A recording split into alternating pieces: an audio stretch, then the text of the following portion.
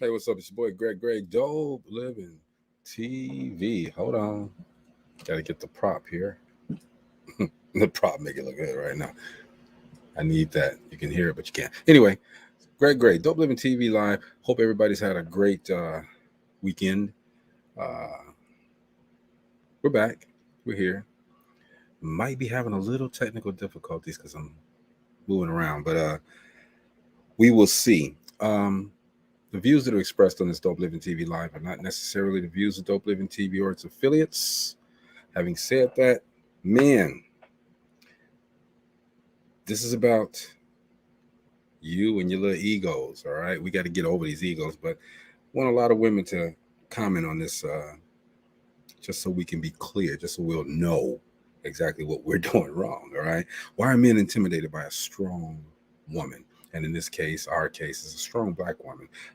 Do we look for a weaker woman so that we can dominate them, so we can make ourselves feel better? Why do we do that? Do we blame the women if we don't get to where we are because we're in a relationship with them and this and that? Um, we want to discuss that. We want to put it out there, right? And I'm still looking for couples. I want to get some couples on here so we can talk about some things that we've already talked about, but we've talked about it individually. We want to get to the couples, see what the couples got to say. And again, the views that are expressed on each and every Dope Living TV live are not necessarily the views of Dope Living TV or its affiliates. Also, we play different music and different things. We don't own copyrights to this music, and at all, and some of the content that we show. So, having said that, man, let's get into it. Now, if you ask me, I'm really not intimidated by a strong woman, a strong black woman in this case. Now, here's the thing though, and I hope that someone gets on here to, debate it. Most of the women who are strong, um, it's a beautiful thing, but a lot of times the woman is a little bit, how should I say, too strong. You don't want to emasculate your man. You don't want to put him down. You don't want to not listen to him because he wants to be that guy. Okay, but on the same token, he doesn't like to be put down or be told all the time he's wrong. You can't do this, you can't do that, you're not supposed to do it this way, do it this way, it'll work better, you know um and have the woman to never listen. We have egos. We got little baby egos, men do. And I think sometimes we have to get over ourselves. And in my post earlier, I was giving the motivation. I wasn't going to do it on this topic, but a lot of people say, "Hey, Greg, why not?" Um, there's a lot of pluses to having that strong black woman in your corner to be with you, to help the relationship. It's a lot of pluses. Number one, let's keep it 100, guys. Women are smart. They're very smart. They think with their minds. They think with their hearts. Combination together is tremendous. Um, so we would do well to let them sometimes, every now and then, let them lead. Go to your woman, ask her, um, look, thinking about doing this. What do you think? And once she gives her input, process it. Don't disrespect her and say, you don't know nothing. You don't know about the business. Okay, teach her.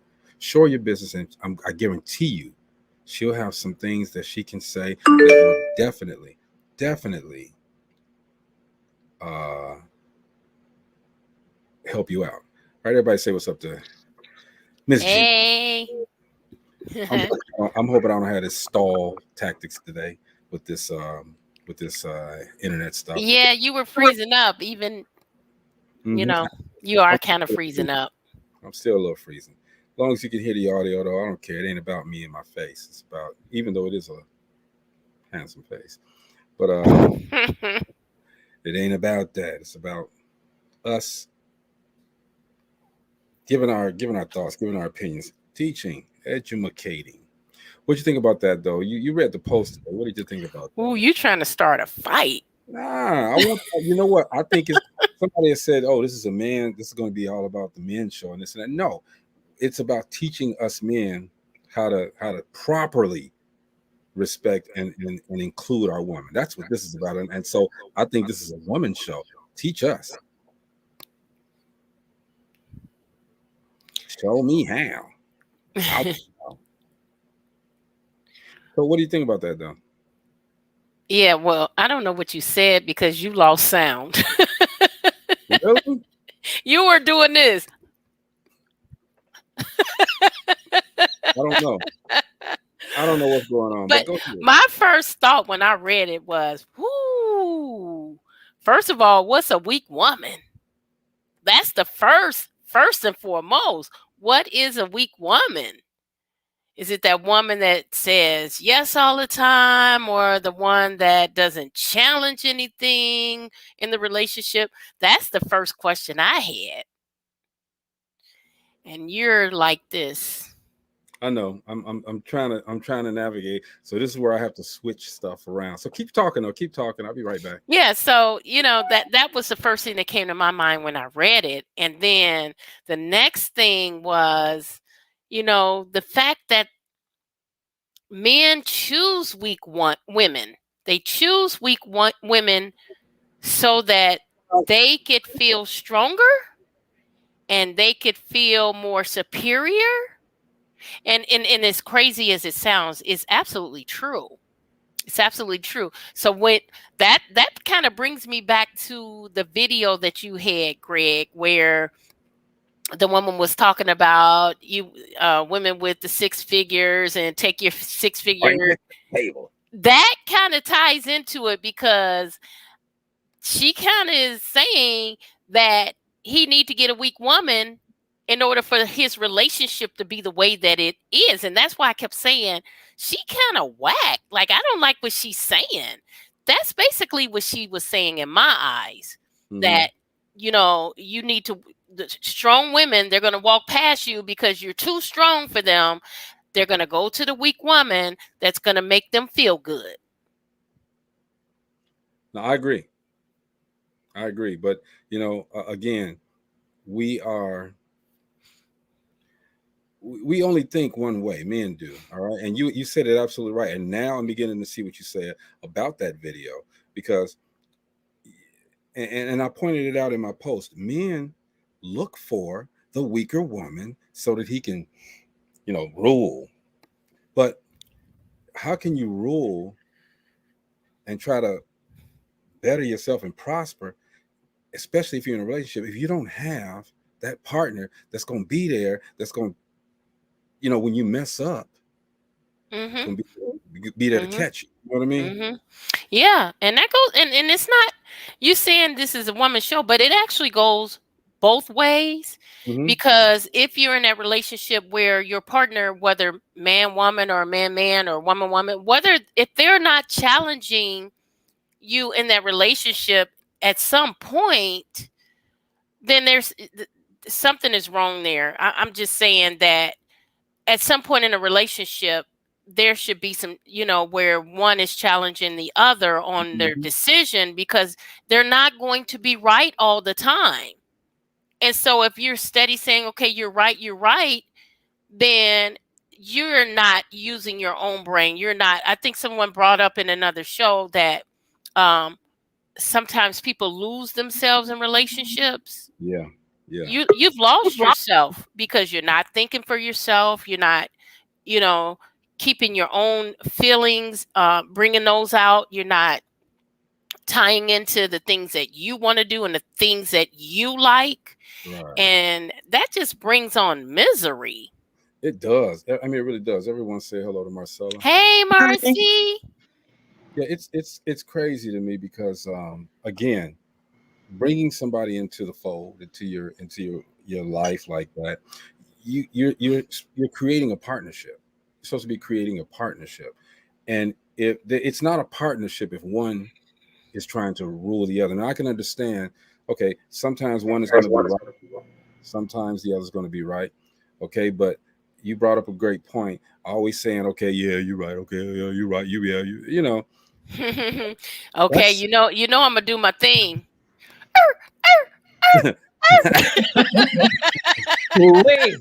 Whatever you like, whatever you want. Yeah, no, that's crazy. And as I said in my post also, for a man, and I'm just being misogynist right now, for a man, let that woman lead sometime, because look what you got to look at in front of you.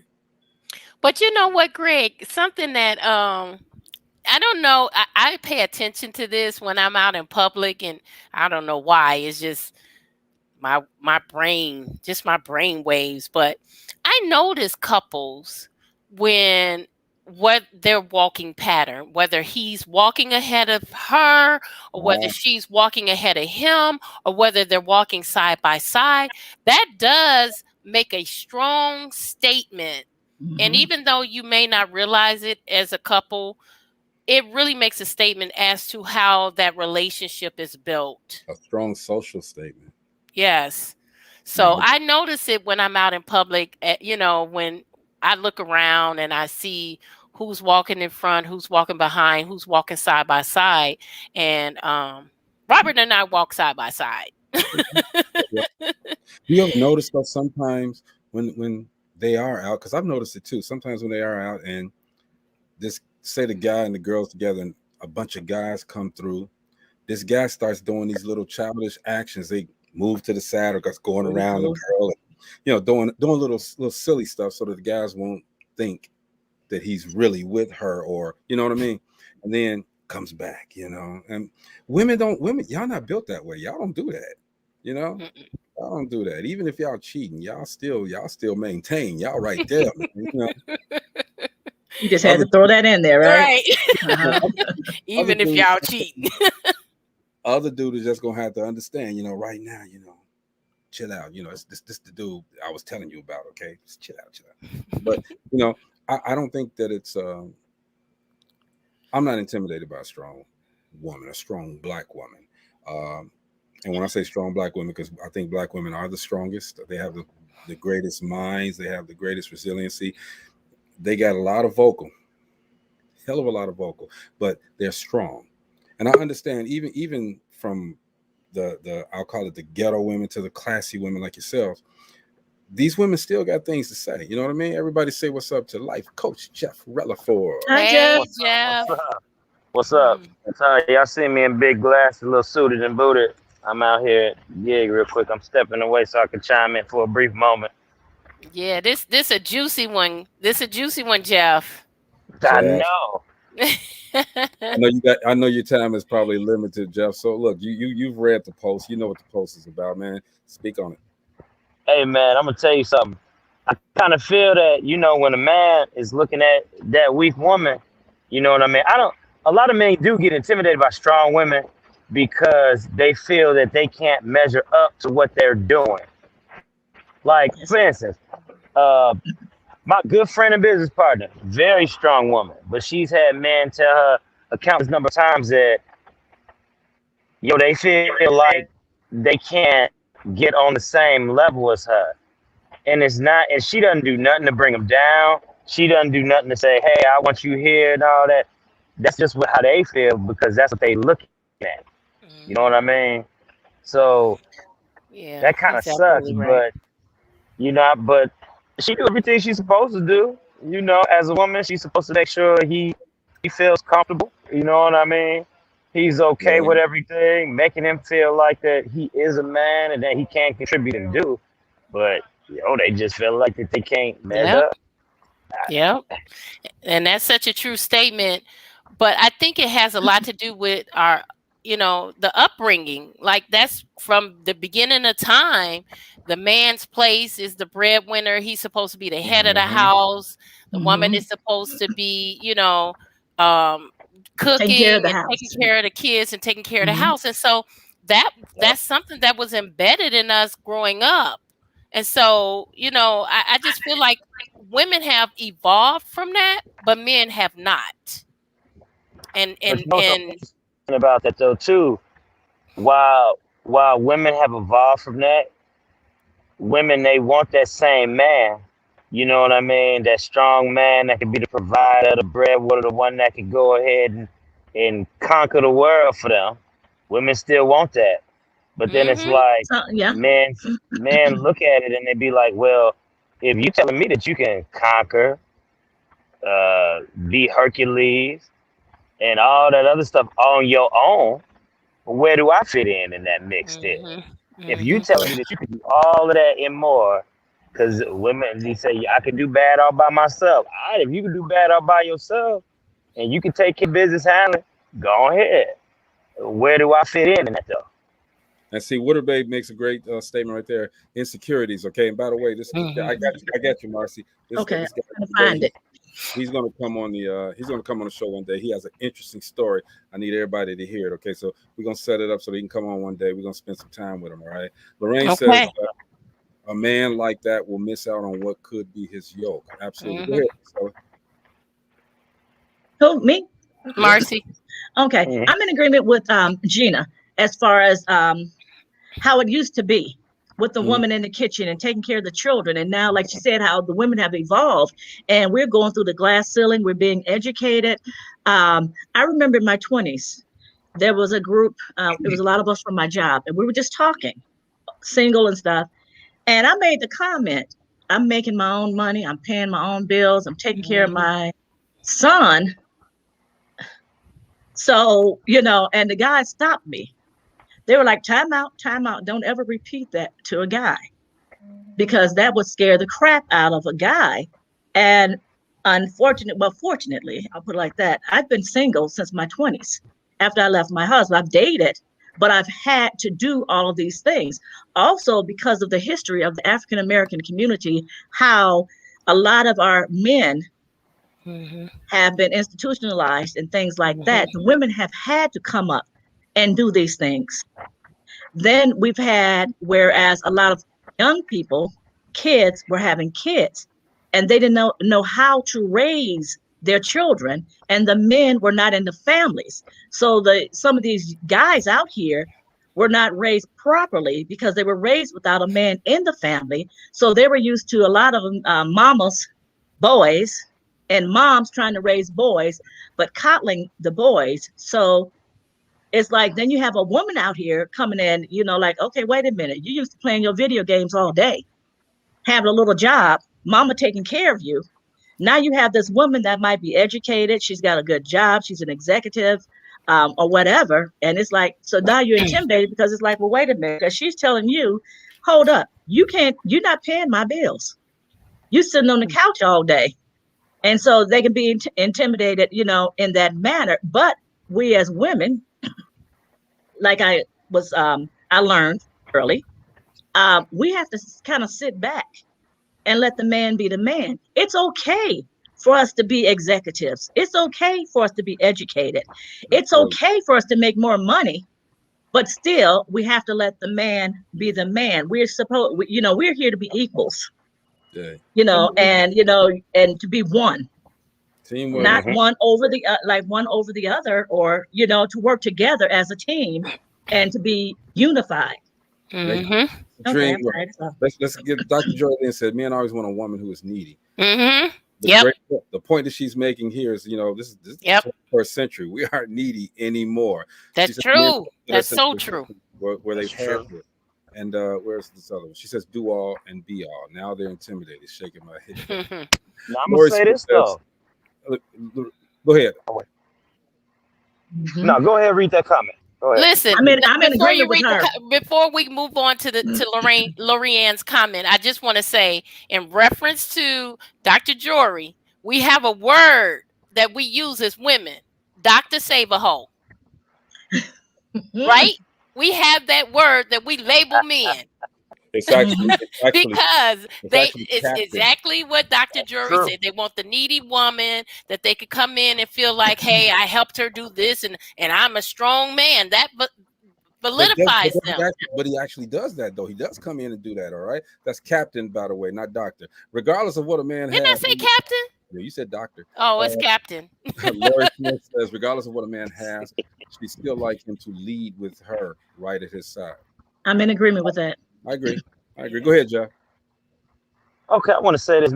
me and a few of my women friends who do have a good job. Can't hear. Your sound went out, Jeff. I got kicked out because of a car. We good There now? you go.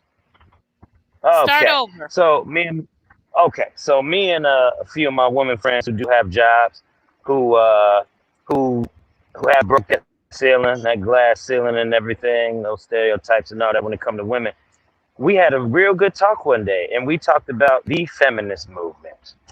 And we said a lot of the women who I'm cool with, they believe that with the feminist movement, it reached a point to where it went too far, to where we got to a point where women were saying, no, I don't need a man.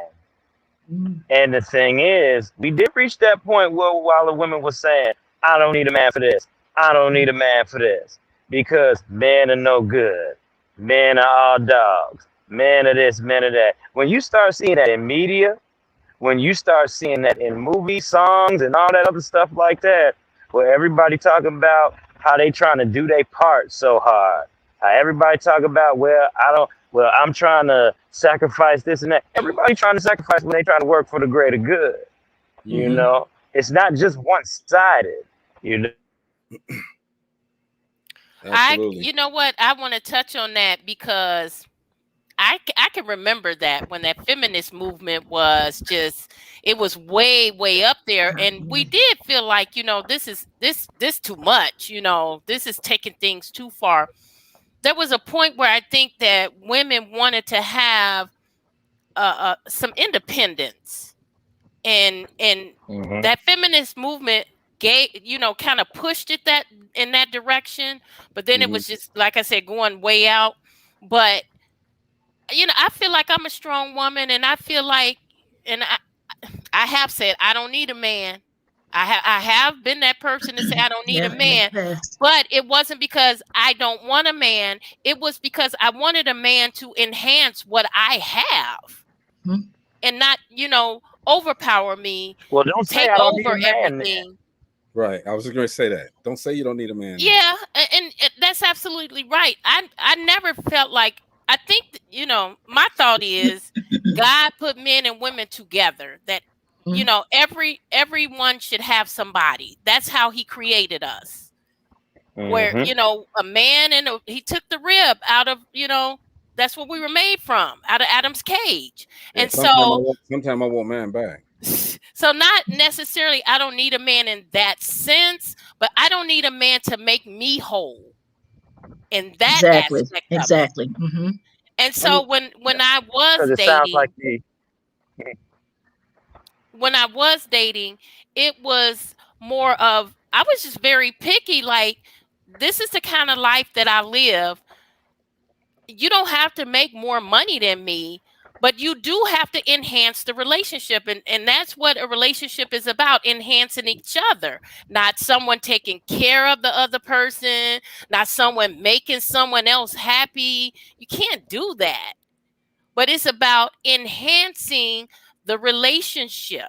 And if you were coming in my life and you were bringing negative stuff or drama, move on, because that's not what I wanted. Okay. Go ahead, Joe. It seems like it's a breakdown of that communication, because see, from a man's standpoint, if a woman just say, I don't need a man, see, that's all we hear.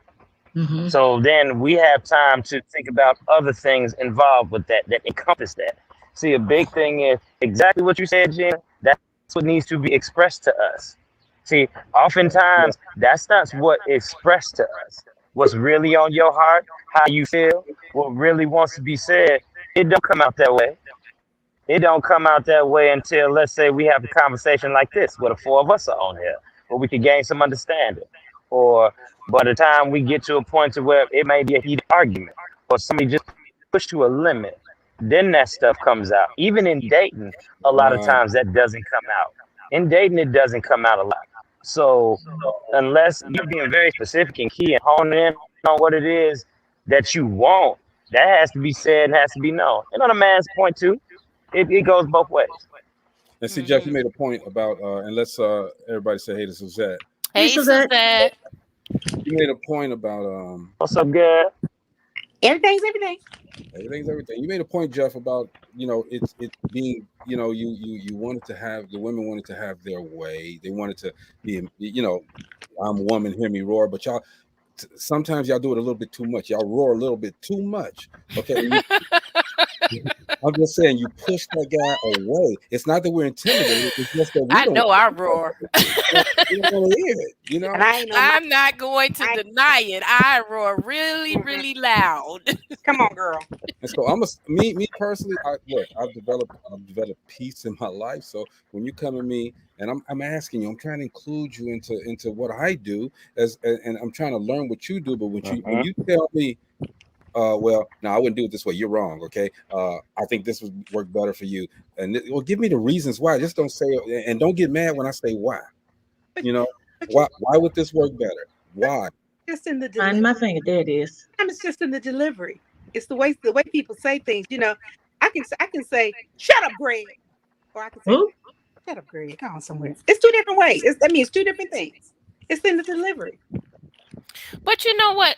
I have to say that it's all about how you're approaching the dating process, because you have to get over or get past a lot of these things in the beginning of a relationship, whereas I'm learning him, he's learning me. Maybe I do have to bring the roar down. Maybe, one guy the roar is okay. This guy, you got to bring it. So that's a process of dating. As I stated before, there are steps to dating. But a lot of times, like just going back to what Jeff said, that guy won't give the opportunity to get that far because of the insecurities or the not wanting to learn that person, or not, just that first beginning person that they see now. But then you may be missing your soulmate because you don't want to give it a shot. You don't want to give it a chance to see what that person is all about. And so I still say sometimes it's in your delivery, the way you talk to somebody. It's about how you talk to somebody, not so much what you say. It's just how you say it. Yeah. But a lot of it is insecurities as well. I was in a relationship, and it was a pastor, and he just came right out and just said, there are no women pastors. And I just sat back, okay. But he constantly came to me for his sermons, and wanted me to do, help him out with the outline, help him out with, scripture, things like that. I didn't have a problem with that because, again, I'm here to help you and things like that. But then when he finally said, okay, I want you in that pulpit, I was critiqued. And then he was checked by different people of the church about, oh no, she was spot on. And they told him, you're insecure. That's a weak dude. Pardon me? That's a weak dude. He's weak. And that's what I said. There were insecurities there, because actually when I got deeper into it, I was doing a lot and for that church, and kind of like I was the head, but I was in the background. And he took all the credit, right? Of course. Yeah, okay. So as long as I was still in the background, and I'm normally like I'm in the background, moving and taking care of things like you're the doo-wop, you're the background singer. The doo-wop. But and I'm okay with that. But it was just, don't come at me in the wrong way because of your insecurities. Right. There are a lot of things that I can do, and I don't talk about them all the time, but you're like, oh, I need to do that. I said, okay, I got you on that. And it's a strong woman. Like I told you, I learned not to say I don't need a man. And how you said, Jeff, we need to explain that. And so that you weren't on, I was like, I paid when I was in my 20s. I told a group of guys, look, I pay my own bills, I take care of my son, I do everything for myself, I got my own money. And they were like, hold up, never tell a man that, because he will be highly intimidated by that. You know or he'll try to be the guy to use you too. When you tell him no money and this and that, try to use you. Jeff, you got to go or what? Okay, I'm getting ready to go. I just want to say one more thing, real quick before I leave. So, when we talk about scripture, one good one, you know, there's also a certain scripture where it talks about where a woman is supposed to remain silent and not to teach. But I'm going to hone in on that. Teach only means usurp power or authority over that man, because there's a certain role that the woman has to play. She's not supposed to go ahead and dictate and say, do this, do that, do that, because the whole thing is, I just read this book called Power of a Praying Wife, and it is an amazing book. I recommend that men read this book too, because it's awesome, because it really shows what's the name of how the power of a praying wife. Is that Stormy? And it really, Author that's Stormy. Yep. Mm-hmm. Yep. Mm-hmm. And it's an amazing book, because what it does is it really shows. What were you gonna say? No, I will go. I'm gonna let you finish. Okay, because what it does is it really shows the power of how that woman, how she was always wanting to fix him, but then she said, I had to say, well, God don't change him. What can God do to change me first? So she looked at herself first and her delivery and how she was doing stuff, and then it made her able to navigate and move around the marriage a little bit different. So that way what happened was she didn't end up saying, hey, you need to do this, that. She was able to express her opinion, stop it there, and if something didn't seem right, you know, y'all call it women's intuition. We just gonna put it in quotes, you know what I mean? If something don't seem right, how it's gonna go. But when she was feeling that, you know, that was more so the spirit in her, because of the way the marriage was and how, you know, God was feeling with her at the time about a certain situation. She would receive it first. He was a little slow to get it because he might have been in there. She expressed the opinion, stopped, prayed about it, boom. Just like that. It would take a minute, but they'd be on the same page. So, you know, in that portion of scripture, you know what I mean? I think another thing women got to just learn how to do as a skill is how not to hone in and just want to be so direct with a man. Tell him which way to go all the time, because you have to trust him. If he being led by God, you have to trust that. You have to trust that, and that God is going to work through him to treat you a certain way. And if not, you know, y'all talk about that. Y'all get together, do whatever you got to do with it. And that was my little 2 seconds. Yeah, real quick. That's good info, though. I got to get that book, Jeff. Before Suzette, real quick, Jeff has to get out of here. Okay, so Jeff, we appreciate you, man. I got your shirt, bro. All right, brother. I'll be on the lookout for it. I love y'all. Peace out. All right, love man. Thank you. Bye. You know, That's like Jeff Rutherford. Now go ahead, Suzette. I'm sorry. Sunday, I was at church and a brilliant analogy was done that I had never thought of this way. We had a pastor's anniversary thing, Appreciation Day, and the pastor's wife got up and said that that her husband was, you know, she talked about Adam and Eve. She talked about Adam and Eve and how Adam was Adam and the woman was made from his rib. And she said, nobody understands how important ribs are.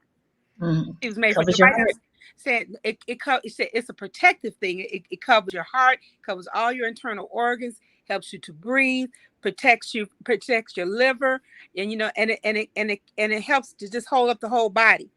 So if there were no ribs, so both of the people together have to work together.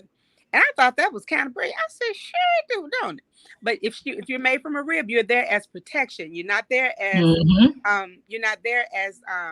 the head. I mean, I'm not the head, but I can't think of the word she said. But she's there for protection, not so much to run, to do everything. But she's just supposed to be a support, and that's what that's what that was. I thought that was. I was like, sure, dude, that's right. Also, a lot of men like to throw in the face 1 Peter 3:7 about saying that the Bible says that the woman is the weaker vessel, but it actually says as unto the weaker vessel, meaning as though she was the weaker vessel. And if they read a little bit lower, it also talks about the husband to honor and respect your wife as your equal. Right. And that can go also in committed relationships.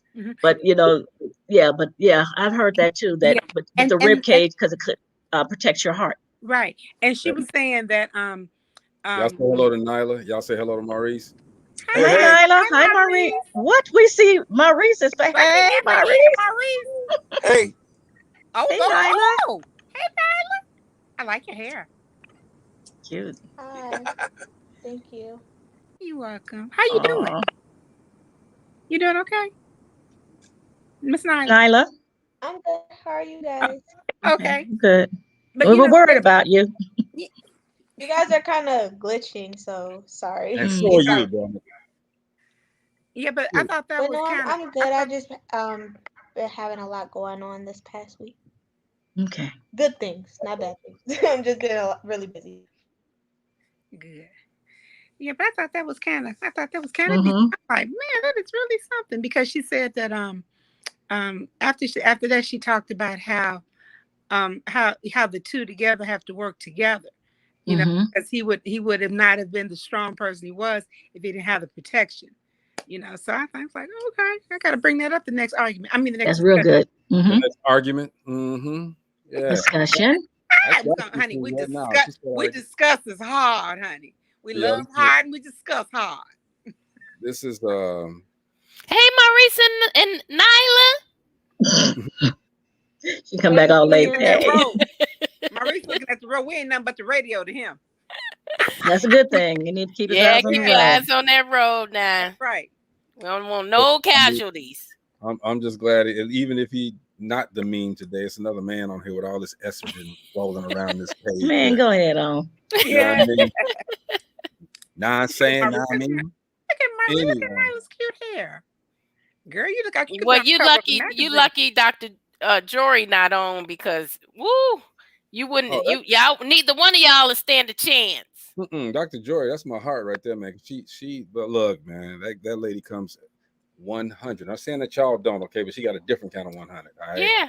Yeah. Different kind of 100. But we're talking about strong women and our black men or men intimidated by them when they get into a relationship with them. Are they intimidated by them?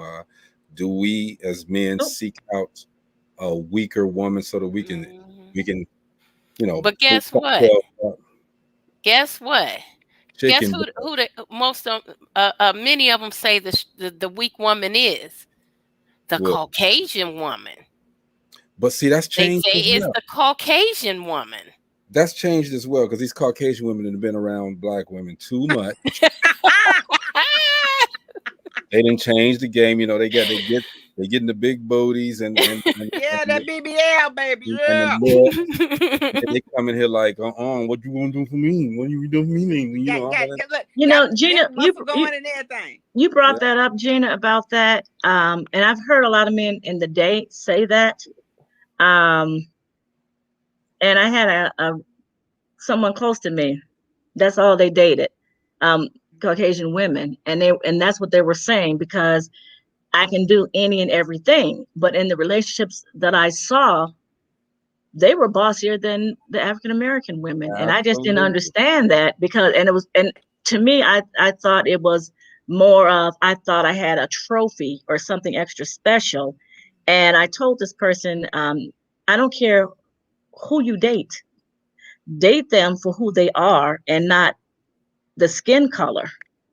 Because this person actually made a comment to me that all black women were bossy, always trying to do. And I asked them, was I that type of person? They were like, no. I said, is your mom that type of person? What about your grand? I started going through lineage. That's right. Yeah. And this person said no, and I told this person, don't ever let me hear you that come out your mouth again. And the core question of the day. But that really upset me, and I'm be with the person because that's who you love. I had when I was in my 20s, I had just moved here where I live now. And I probably had been here maybe 2-3 years. And I was talking to this guy. He eventually ended up to be a pastor. It's funny you said that. But he had just gotten out the service.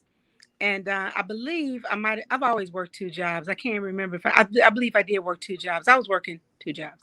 So he came over and he said, "Dang, you live here?" I said, "Yeah." I said, "I moved here a couple of years ago." And he told me, he said, and he just looked at me. I said, "What's wrong?" He said he didn't think he's gonna be able to talk to me. I said, "What for?" He says, "Not because after you say you're real nice." He said, "But you just look like you're doing better than me. You got a house, you got a car, you got a job." I said, "Well, who goes with somebody because of what they got? Who does that?" He didn't call me no more either. Wow. He did not.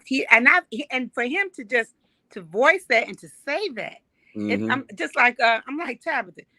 Oh, the pain he must have been feeling. But regardless of what a woman has, right? That's the same thing as Lorianne said. Regardless of what a man has, she'd still like him to lead with her right at his side. It's about compatibility. It's about teamwork. It's about working together for each other. Absolutely, working together. And again, we as men, and I've been one for a little while. We as men, I'm not even gonna say anything. Wait, I'm scared now. I'm like, wait. No, I say that to say, boy to man, okay? But being a man, I've learned, I've seen so many strong women in my life, okay? And I've seen how I, at one time, was that guy who's like, okay, I got to do better than her. I got to do better than her, even though that's not what she cared about. And then when I got to a point where I'm making this money, I'm doing everything I can. I don't see a woman that can come up to where I'm at, right? I abandoned them, not because of them not having anything. It's because now I want to stay there. You know what I mean? So I'm working. I'm not giving them what they want, and that's me. And I'm not giving them the credit, the props that they deserve for helping me to get to this point, because it's all me, and that's not the way it's supposed to be. As we grow, because how many movies have we seen? I remember that one movie where the guy had this. It was a Tyler Perry movie. He had this ceremony where he was getting Man of the Year or something like that, and he dropped his wife off at the house and said, I don't think we can be together anymore because I want to be with her. The white angry girl. Black woman. I think it's the angry Black woman or something. A mad black woman. Diary of a mad black woman. I have that downstairs. I've never seen it. I was like, what Watch kind of, and look at what happened to the guy, and then he turned around and she still, even though she did a thing, she came at him, but she still was there for him. And at the end of the day, after all of the mess, all of her get back got there, he realized what he had in her. She realized who he was, but she still didn't want to be with him, okay, because of the stuff that she's gone through, and she met someone else. But to I forget who said it, to their point, you can nourish somebody to a point of nourishing them out of your life. All right. So a woman, to me, and I say this, Suzette, I see you looking at the wall. I don't know if there's. I say that again. You can nourish somebody, and you can nourish them out of your life. Okay, I'm not saying in a bad way. I'm saying you can nourish that person to a point where they get everything that they wanted, not what you both wanted, what they wanted. Okay, and then they forget where it came from. Exactly, that you helped them with this, and I think that's another weak man who does that. Yes, he looks strong to everybody else, but he's a weak guy because he can't give that woman the props. He doesn't have to be the alpha all the time. Let her lead. Jeff says it was that feeling of not being able to provide. Go ahead, Marcella. You remember I said I was told at the beginning that women cannot be pastors. When I nurtured and was there for this person, and after I left, a couple of years later, he married a woman pastor. See, I was like, okay, there you go. Oh, that was so funny. That's contradictory. Collection plates around. Well, maybe you taught him something, Marcy. Maybe you taught him something. Better her than me. I'm like, go for it. But see, you said something great right there too. You taught him something. Okay, at what point do you women stay with a guy so much and you get him to be, he's not that great guy, but well, he's not that great guy, but you mold him, you nurture him, as I said, and you bring him up to that point where he is the greatest guy in the world, but now he's moved on. You just made a great man for someone else. It happens all the time. It happens all the time. And they're a completely different person once you're gone. They didn't how do I say it? They weren't grateful for what they had, appreciative of who they had. Yeah, right. But it happens. Yeah, and then there's sometimes there are other issues going on as well. Yeah, that kind of guy that you help them out and dress them and buy shoes and all. Yeah, I did that too. Why do y'all do that? Why do you all do that? And at what point do you kind of like see that that's getting ready to happen? Yeah, I knew Jeff was coming back. I knew he had to come back on that one. I knew he was coming back. I was listening. Okay. But I don't know. It's hard to describe when you should stop, at what point you should stop, because women are innately helpers. You just have to be enablers. Enabler, helper, enablers. What she said? Yeah. I've never done that. I like I said, mixing money and all that. Even if I think he has an opportunity to pour in himself, and we build together. You know what I'm saying? We build together. If he doesn't have as much, we can build together. You know what I'm saying? But I'm not gonna make a man. I'm not gonna dress him. I'm not gonna do all that. I think that you gotta come strong in some way. Jeff, go ahead, man, because I know Jeff is not even on a break right now. Go ahead, Jeff. Greg, when you say women are enablers, women can be enablers, what do you mean? What do you mean by that? When you said she can be an enabler. I think I know what you're saying, but I want to make sure I'm right about that. Okay, the man is always saying, okay, well, look, I'm gonna do this, and she says, she's like, okay, and she never accepts. She doesn't give him the reasons why. She's an okay one. She's one of those okay women, just like there's okay men. You know what I mean? Just always everything is okay. It's okay. It's okay. So you're enabling him to yes man, yes woman. There you go. Yes man, yes woman. Okay, I got you. Because I've seen a person be an enabler on the side of always. Let's say when you say somebody has a good idea and you push for something and it's wrong, but you want that other person to learn from it. You know what I mean? So they don't have to feel like they telling you what to do all the time. Like, that's okay, but sometimes you need to speak. You know what I mean? Yes. You don't want to see your partner go down the wrong path or fall down the rabbit hole. I've seen some women make their man go down the rabbit hole when all they would have just said, John was just spoke and said, hey, homie, you're supposed to be my best friend. I love you, but don't go this way. It's more like because they don't want to step on his toes. It's okay to tell a man if something is wrong. And then if you told him it was wrong and he thought it was right, but he went off and did it anyway, you did your part. You know what I mean? You did your part. Now let him learn from his mistake. It's best if you say nothing. It's best if you say something, then you're not saying nothing at all. Because then what? He'll blame you for that too. And that's the thing, because the potential for that can occur when you say, why didn't you tell me this? Why didn't you tell me that? Because at least if you told him something, you covered your bases with the balance in the relationship. You covered your bases in the balance of the relationship. So, because all men don't want you to be quiet. All men don't want you to be quiet and just say, all right, let me do whatever. There are some men who do wish to hear your opinion. He might not like your opinion, because 9 times out of 10, we have it made up in our mind what we want to do already. So if we hear any opposition, we be like, all right, well, is it that you don't support me? Is it that you don't think it's a good idea because you think it might mess up? Sometimes we want more elaboration on that too, because if you just give us an explanation without nothing behind it, try not to make us assume nothing. You know what I mean? Leave no stone unturned. because on either end, if a man or a woman has to assume something ain't clear, you know what I mean? And you really don't want a man. I'm telling you, and you really don't want a man who think he about his vision, and then if you go ahead and you see something that's wrong with it, you really don't want to be unclear on that, because then he gonna think you're not showing him support. Yeah, and I think it goes back to what Suzette said earlier. It's about the delivery. Like if there's an idea and you see holes in it, I may say, hey, you know what? That's a good idea you have. Let's sit down and talk about it. Let's let's vision it out.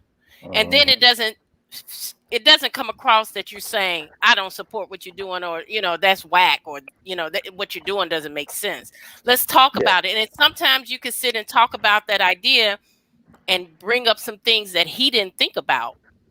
And now, he may be thinking about doing it a different way. Again, it's about the delivery, like Suzette said. Yeah.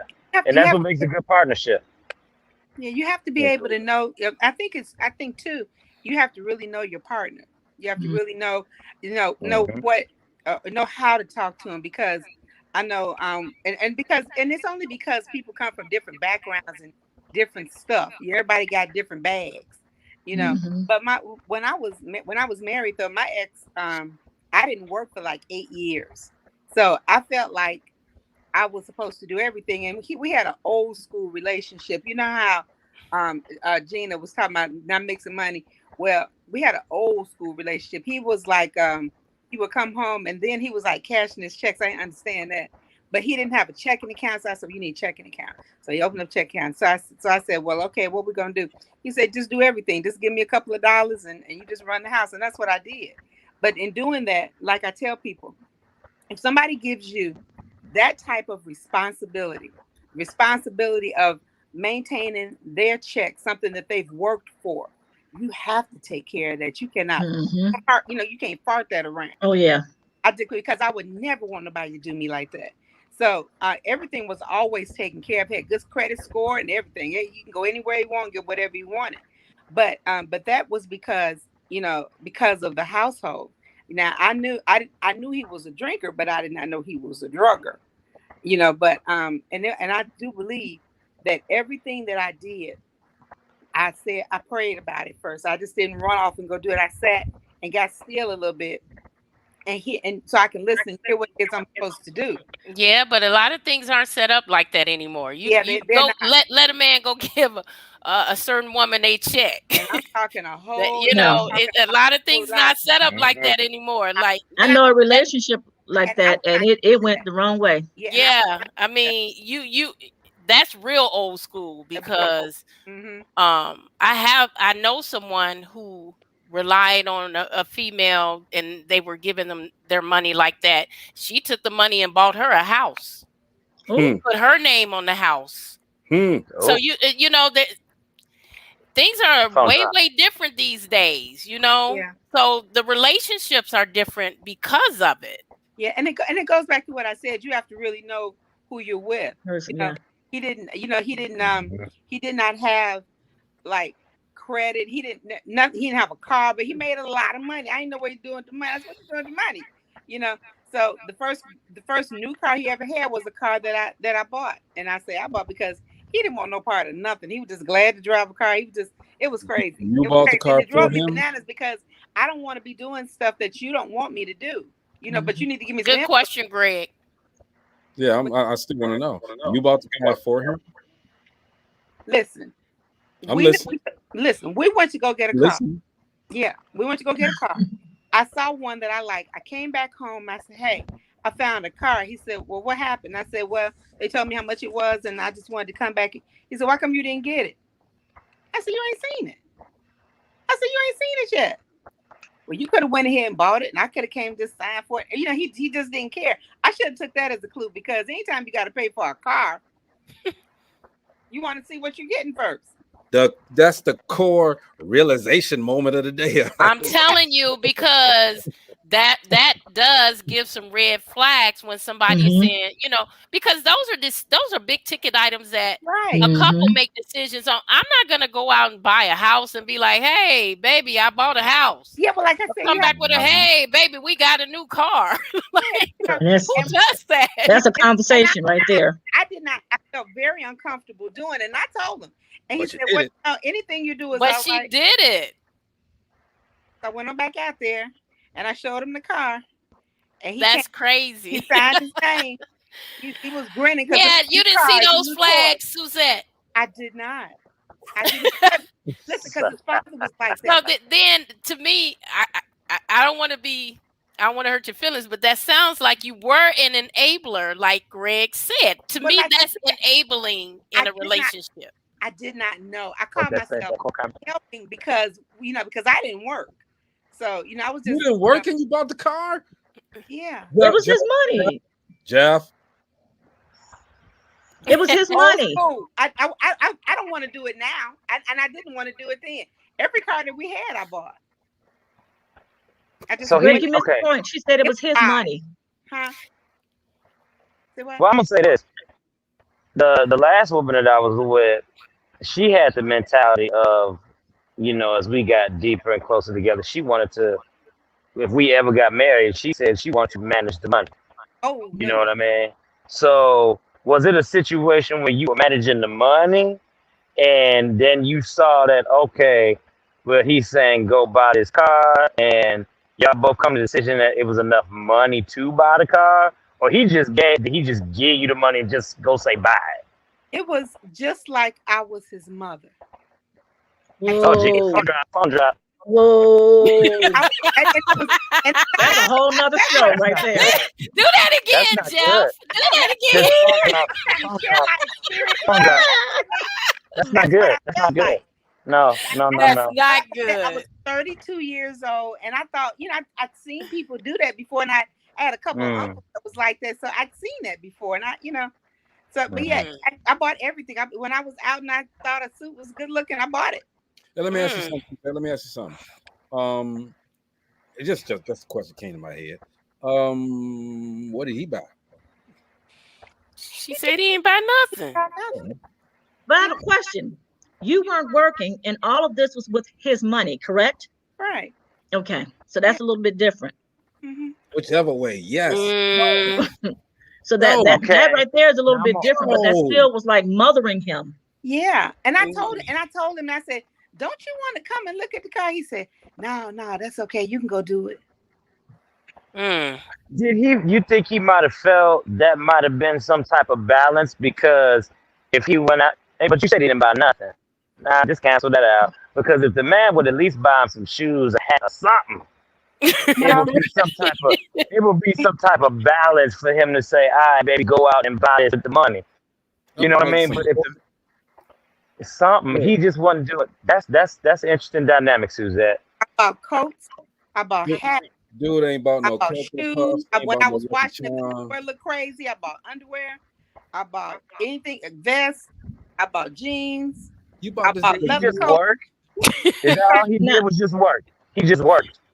That's all he did was work. So he went to work and came home. Right. And go out and go shoot pool. Phone drop. There are a lot of men like that. I was with someone and we went to the grocery store, and at the grocery store, so I'm with the cart and I'm like, okay, and they're just standing next to me. I'm like, so are you getting fresh produce? What are you getting? Yeah. And then stood next to me. I said, so what are you gonna get? Get what you're gonna get. And they were like, well, I want some apples. I said, okay, there's a whole lot of them over there. Go get some. So he just went and grabbed a bag. So then we're over by the meat. I said, and he's just standing there. I'm like, what are you going to get? Well, I don't know what to get. And I said some spicy words. It's a lot of guys out here like that. And that's why I just said, because I had to ask him he was in his 50s. And I asked him, I said, what do you mean you don't know what to get? Do you not know what you like to eat? And he can cook. Mm-hmm. And he was like, yes. He was 40 when I met him, and he was doing the same thing in his 40s. But his ex-wife, his mom did all of his grocery shopping prior to me. And I was like, I can't do this. I don't So- understand that. Jeff has to leave right now, so Sorry. Look like he going to All right, so now I'm out for good. I'm gonna just put in some comments and I'm gonna listen here and there, but now I gotta go for good. So I'll holler at y'all. Oh, All right, Jeff.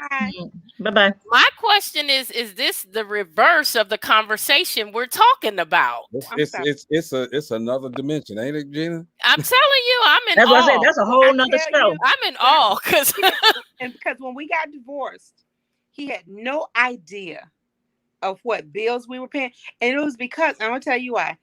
And like I said, I don't drink or anything like that, but it was because of the doctor told me he had the disease of alcoholism, which means that when he started drinking, he said that his brains had not developed from the time he started drinking up until 5 years ago.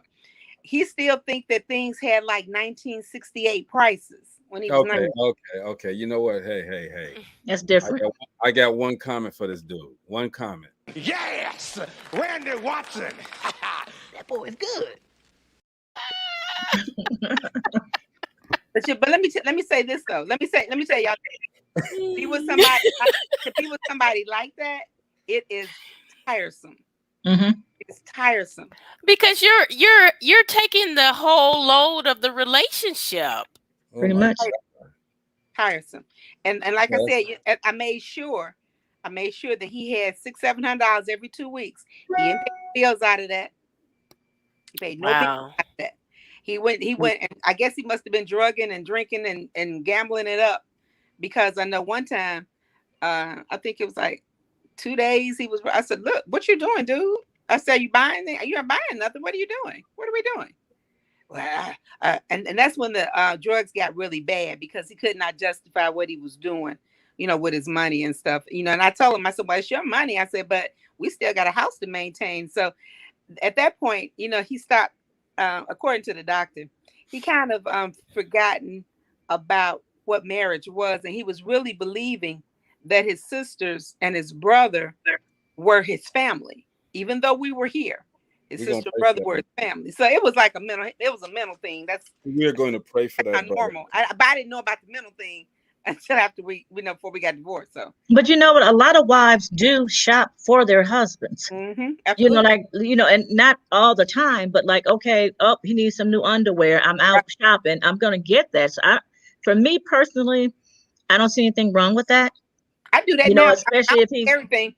But Mr. Ashford buys all of his own stuff. Mm-hmm. I'm just saying, in a marriage, after so long, you're out. You got the kids who's working, whatever. You're out.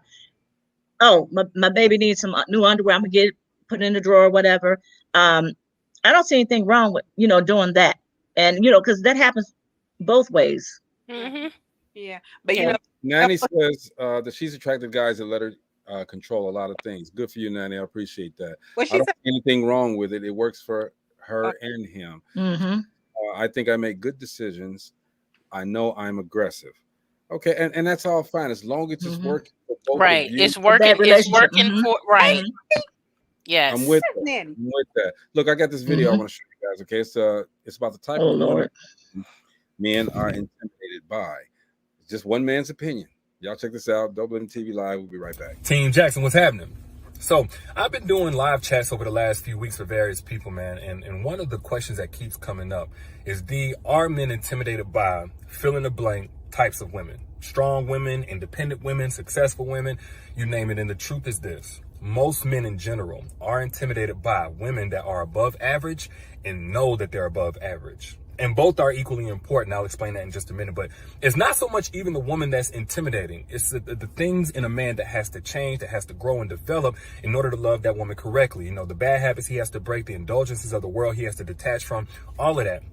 And when I'm talking about an above average woman, I'm not using metrics like her looks or body count or kids or whatever. I'm more so looking at the ways that she's invested into herself, like to become the version of that she is now, the ways that she's denied herself. Because one big misconception is that good women, or whoever we consider as good, they don't have the same temptations and urges as the average woman or everybody else. And that's not the truth, at least in my experience. I found that exceptional women, hell, they get horny by guys that they find attractive, just like the next woman, but they have a different standard on their body. So not just anybody can get access to them. You know, those like exceptional women, they want to let that X back in because familiarity, it breeds comfort. But they know that they deserve better than the same old bullshit again. You know, exceptional women, they also want to be friends with more people than just 2 or 3. They want a bigger circle. They want more people they can call whenever they want to have fun. But they can't let just anybody in their circle because they don't want to pollute their energy. So they set different types of boundaries. They want to go out every weekend too. Maybe not to the club, but they want to go have fun. But they lock in on their goals and they focus because they're trying to break generational curses of poverty and so on. Like that type of woman, who she is on a personal level and what she brings to a relationship makes her above average. And you cannot bring mediocrity to that type of woman and receive king treatment in return. And every man wants to be treated like a king. But you can only bring mediocrity in terms of broken promises, inconsistency, in terms of few and far between dates, in terms of trash dick, in terms of no creativity, in terms of blurred lines of respect in a relationship. You can only bring that to a woman and receive king treatment if that woman is average or above average and does not know that she's above average. Or as the cliche goes, she doesn't know her worth, because that type of woman is not going to hold a man accountable for that. She feels like she can't get better outside of him. She feels like if she don't have him, she'll never achieve her relationship goals. Nobody else is going to want her, etc. So as for like an above average type of woman, the only man that can handle her, and by handle I mean elevate her, because that's what he's going to be looking to do, is a man that welcomes challenges in his life. The challenge that she will come with. Why? Because he's already been challenging himself while he was single. He's already been growing and dying to his old self. He's already been on the exact same type of time, you know, waiting and preparing for the right one, the same way that the woman that is above average and knows that she's above average, to the point he's gotten bored with what the dating scene offers in terms of the typical woman. Now, that type of man and what he's attracted to, what he's looking for, what mentally piques his interest and stimulates him, if you want to know all about that, I go full detail about it in my book, Don't Forget Your Crown. And the sale that I extended for 50% off is going on still, but it ends soon. So click the link in the caption. We ain't gonna Okay. He promoting, boy. Yeah, he was. Hey, the message was good. The message was Yeah. clear, but you know, you ain't selling your books on my show. It's not gonna happen. Mhm. Anyway, but he made some great points. He did. I want you guys to talk about that. Yeah, he made some very valid points. I mean, he was on point with what he was saying. There was a few things that I didn't agree with, but for the most part, he was on point with what he was saying. I mean, except with trying to promote the book. Yeah, that part was, you know, he made some good points. I mean, you know, basically in there, he was saying how the woman does hold herself down in order to let this guy, you know, rise up. Okay, but you cannot be a king, you know, if you don't know how to be a king. Mm-hmm. You have to respect and know that you have that queen beside you. Mm-hmm. All right, so you can't be intimidated. If anything, you're going to be boosted up. You're going to be lifted. All right, don't think of everything that she's trying to do as intimidating. You know, that's just me. I'm looking at Jeff's comment. I went away. I'm sorry. Oh, he said, I think he was in front of that other woman's house that he was cheating on his wife with when he was going in kind of quick though, wasn't he? He was like, he was going in. He was talking pretty fast. Nyla, my love, you okay? Yeah, I'm not a heterosexual, so I can't really relate to this. But this don't really have anything to do with you can. Yes, you can. With me. You can. It's dealing with relationships. It's relationships, period. You guys are focusing on men and women, and I'm not I don't have those experiences. Yeah, but it's relationships, period. And I stated it earlier when I made my comments, whether it's man, woman, woman, woman, man, man, don't matter. It's still the same principles. So okay, I'll put it to you. Yeah, but we don't really experience that in the LGBTQ community. We don't experience the same things that you guys experience in heterosexual relationships, like not on that the level. enabling thing. We not on in general. Like we don't have certain issues that you guys have in heterosexual relationships, like enabling a man, or like even the conversation that we had a few weeks ago about like if he doesn't have a job or whatever the case might be. Like we don't have, not that it doesn't happen, but it's not like those are prominent things that happen a lot all the time in heterosexual relationships. Like I see it all the time. We don't really have those. I think that you're, Nyla, you're probably speaking on your relationship, because it no, not does my happen. relationship. I mean, as our community in general, like not that it doesn't happen, but we don't. It's not something that's as prevalent as in a heterosexual relationship. Like Yeah. it's not something that's like saying, for instance, there are things that happen in the Black community. Not saying that it don't happen in other communities, but it's not as prevalent in other communities. It's the same thing. Like there are certain things that are really prevalent in heterosexual relationships that aren't as prevalent in homosexual relationships. It's just different. Cool. And I'm not speaking personally. I'm just speaking as a broad overview. Well, I think real quick, Gina. I'm sorry. Go ahead. Isha Williams, shout out him. His daughter had surgery, as I saw, and he was asking everyone for prayers. I think she came out okay.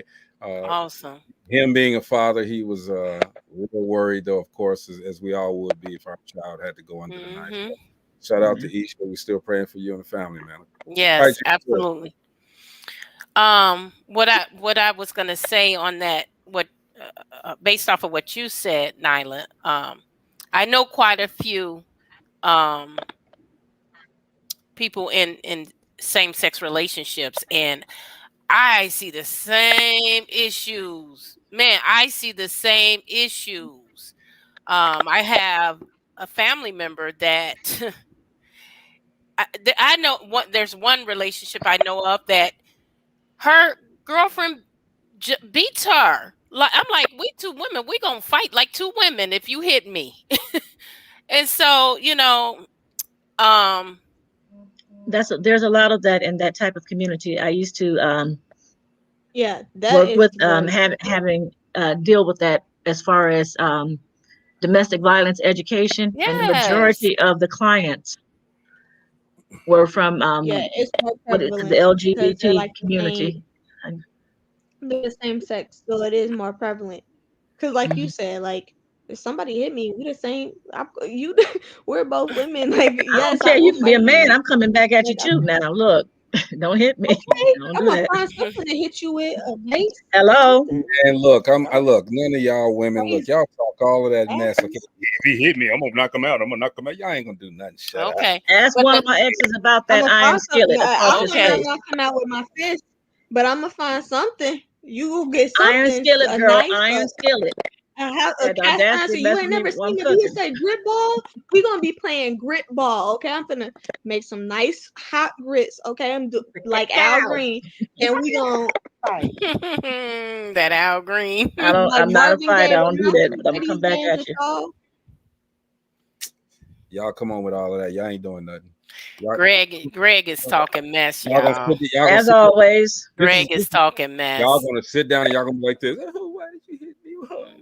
Because I think everybody on this panel, everyone on this panel wouldn't. That would not be us. Yeah, it wouldn't be. Yeah, this would be y'all. This would be y'all. Oh, what movie he watching? Something he made up in that little mind of his, clowning. What movie you watching, Greg? But you know what? Some black women doing it.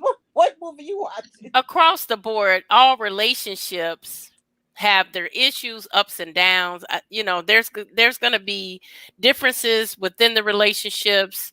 There's going to be disagreements. There's going to be good times. There's going to be bad times. That's just across the board in any relationship, in my opinion.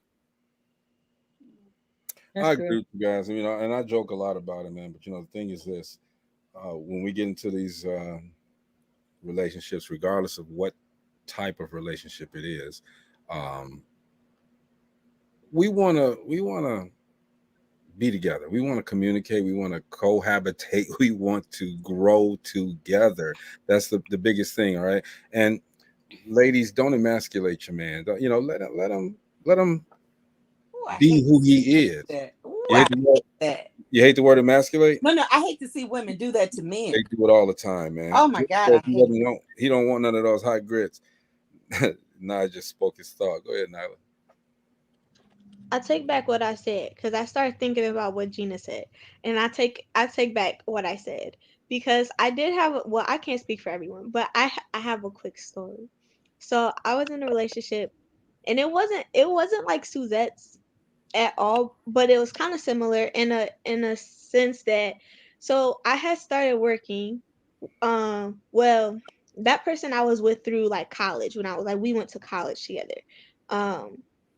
And when I had came back home and started going to school online, like we were still together. And then when we like broke up, I had started my job, but I was always the one who I felt like I was always the one who like bought stuff or like did stuff, like even like nice things, like gestures. And then when I started working for the sister company of where Gina works. And I was only 19, so I was making a lot of money for me. And I didn't have any bills. I didn't like my car note and my car insurance. So I was making like almost $4,000 a month. Plus whatever I was getting for like overtime and stuff. So like I was making a lot of money for not having any bills. Really. And I was even like when we had broke up, I don't know what was wrong with me. I couldn't tell you. But I was like paying and just like spending on like them. And I had like nothing to show for it. Like I had no savings. Like you would think because of the type of person that I am, and like I knew better. Like I was like, I need to save my money. I need to start opening certain investment accounts. Like you would think, like, because I'm not a slow person. Like I'm pretty advanced. Like I knew better. Like it's not like I didn't have the resources. Like I knew better, but I was like buying stuff. Like I remember one time I was sitting in a meeting, in one of like our like team meetings, and I get a text message, and it's like, can you send me $300 for some Herbalife? And they're like, I'll pay you back. But I knew like they didn't have no job. Like not that they didn't have a job, but like that would take, they got a fast food place. So like that would take a long time. And they were part-time. I was like, oh no, don't worry about it. And at that time I was that type of person. Like, oh, I'm one, not now, but in the past I had to learn. I was one of those people who not always said yes, but I would always be like, oh no, don't worry about it. You know, like, oh, don't worry about it. Like, you don't have to pay me back. Like, just like, because that's just how I am. Like, out of the kindness of my heart. Like, if you ask me for something and I have it, I'm one of those people. I'll give it to you. I learned very quickly that that's not. I'm not that type of person anymore. Where it's just like, oh no, you don't have to give it back. I mean, and it was large amounts of money, so I cashed at them $300. Do you know, a lot of times that's just compensating for hurt that you're going through and something that you're missing or you feel like you're missing in your life. If you help this person out, they're going to be there. You're hoping they're going to be there. If you need them, you're hoping they'll be there when, the tables are turned, they'll be there for you. And it's kind of what we consider blind love. Mm-hmm. That's what it is. It's blind love. When you hear people talk about blind love, because that's what you're trying to get to, but that person is not reciprocating the feelings. They don't feel the same way that you do. And so not even in general, that's the type of person that I was. Like it could have been anybody. Like it could have been you. It could have been anybody. I see what you're saying, but it like that's how I was in general. But yes, I was definitely that person with that particular person. It was, you're like spot on. Like I realized that later, but at the time I didn't, obviously. I was like 19, so I didn't realize. And and it's all a part of maturity, growing and learning about love. You have to grow into maturity, even when it comes to love and relationships. Our relationships at the age we are now are not the same as 20 or 30 years ago. Right. Why everybody grinning? Because Ujima popped up. I see y'all grinning. Hey, Uji. Hey, Uji. Everybody doing peace. Hey, Jeff says that blind love can be treacherous state. You definitely want the love or actions reciprocated. Right. Absolutely. Yeah, You know, true. that happened to me with I had a friend that looked like she was having a hard time. You know, so I was helping her. I mean, like really helping her. If I, you know, whatever I got, I would always go get it because I knew she didn't have any money. You know, I would go grocery shopping and I knew she had no money. You know, but at the end of the day, Well, something. that friendship thing is a lot different from that relationship thing. Oh, I okay. don't think Yeah, you that's can true. compare the two. That's You true. know, it's different with your friend than with in a relationship, and it should be because it's a Yeah, different type of relationship. that's true. Okay, you're right, Mama Jean. I mean Gina. Well, Uzi, I I don't don't I know if don't you know want about to. that. I don't know about that because in that it's like during the same time period, I had a friend that was supposed to be my best friend. Mm-hmm. And every time they needed something, they would come to me for money because I was 19, but I was making a lot of money because I decided to come home from going away so that I could get more experience, so that I could hit, so I could start faster. So I was going to school online, and anytime she needed money, she would come to me like and was like, "Hey, can you pay my light bill?" Oh no. Hey, like I remember she Mm-mm. had went to jail. She had like asked me to bail her out of jail for something stupid. Like she didn't know her license was suspended or something. I don't know.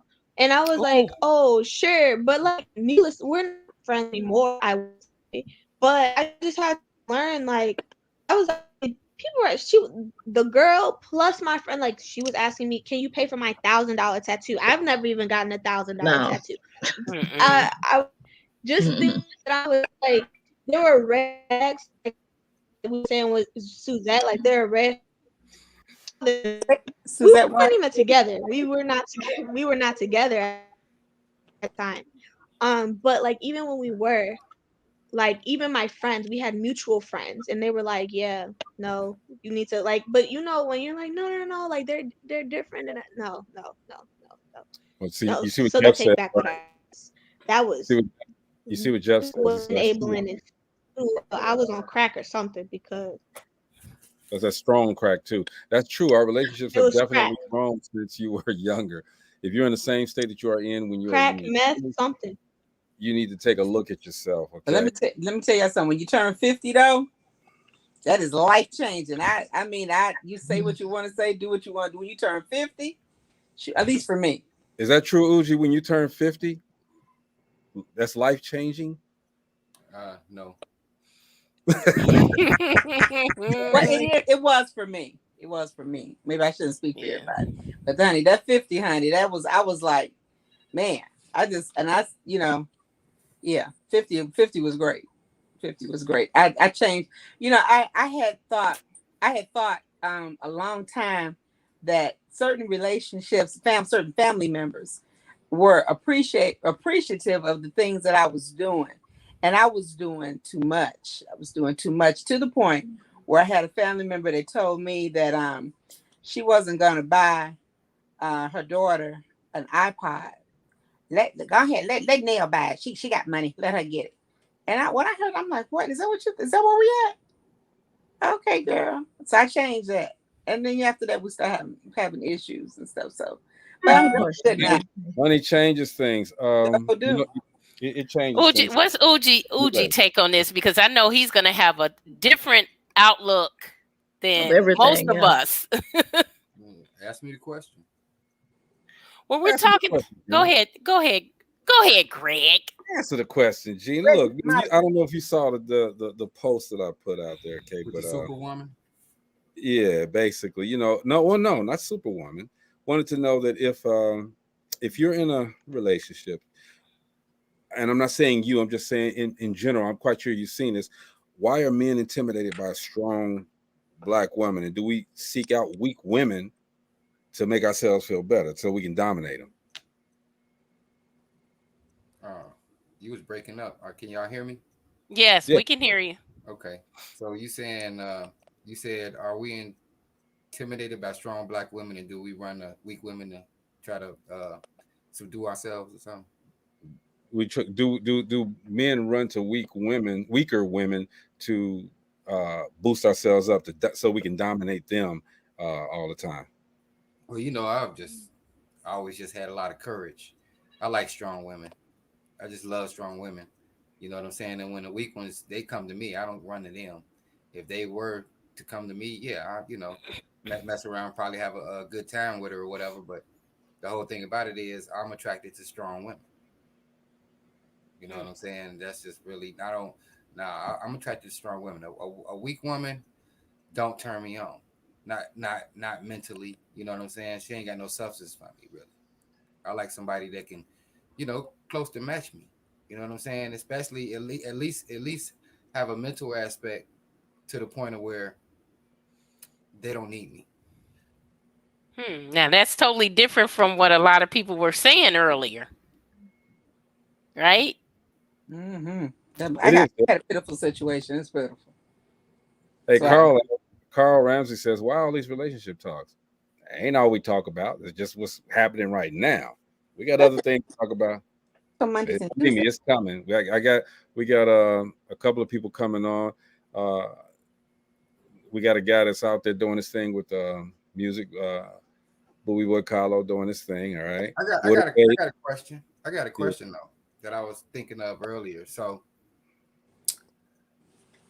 okay, I guess this has been a learning lesson. So now, being that it's looking like we are about to be faced with the second part of this pandemic. Oh, I'm so tired of it. What are you going to do differently? Again.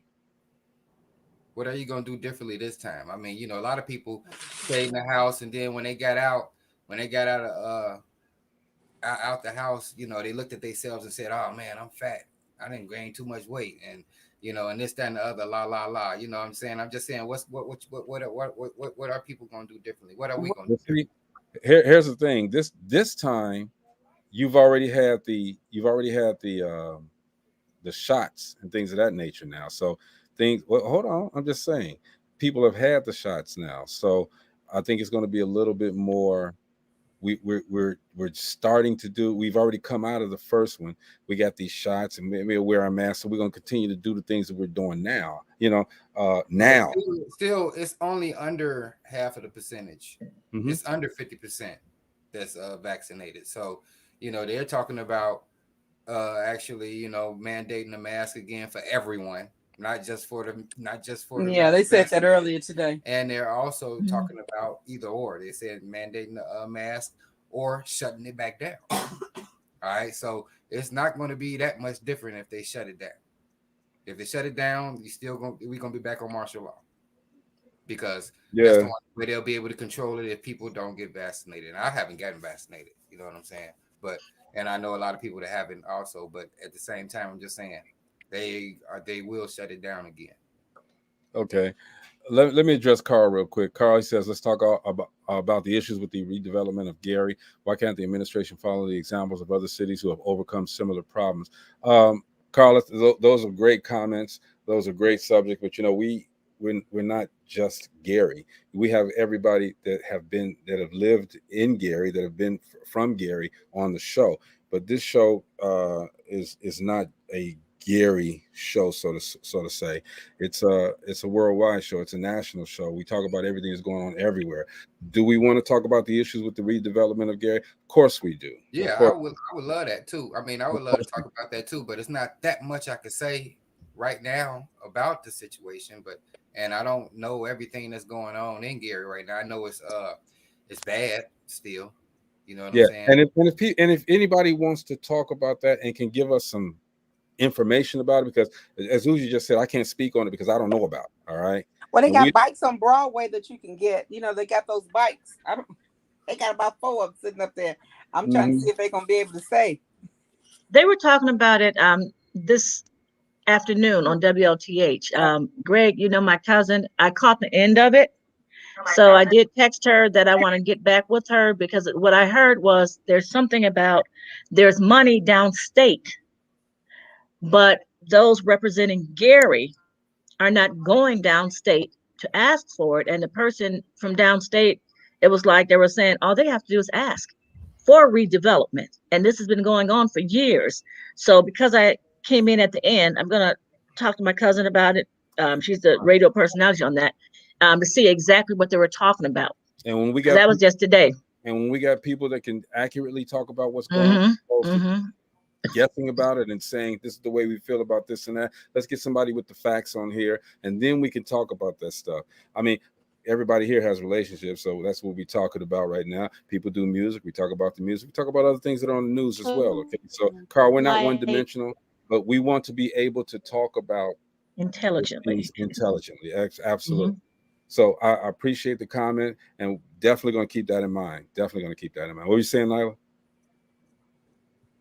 When we have that conversation, can we rope in like development of inner cities and urban areas in general? Because I'm not from Gary, so I have no idea. Right. Absolutely. I've never even been to Gary, but we should. I think that we should rope in or have a discussion about gentrification and the redevelopment of urban cities in general.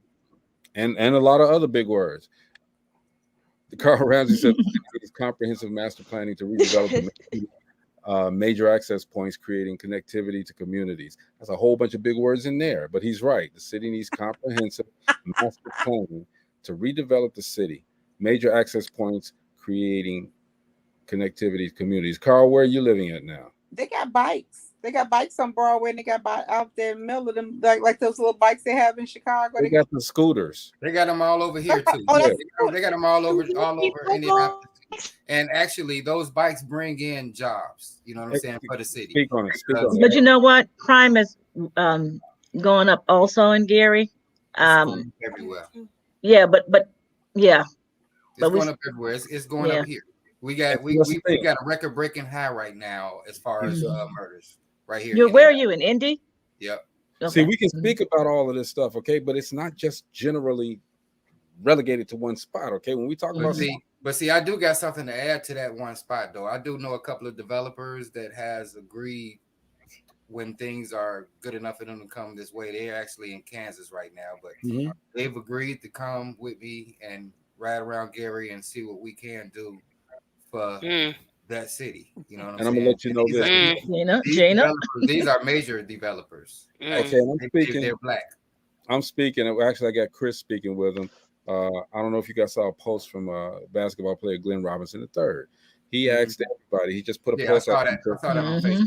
I think that's great. What does Gary need? What do they need? Some people were very selfish. They were very, and I wouldn't have put it out there like that with I would have said it a little differently. But some people actually had some great ideas. Okay, they did. I think Glenn is one of those people who can make some things happen. And he has his own little, and he keeps his ties here as well. So Glenn Robinson. Yeah, Glenn Robinson III. It's a lot of things that we can discuss. And yes, Carl, I understand. But when I get these inboxes, and this is what people are asking about, put it out there and we discuss it. All right. You made that.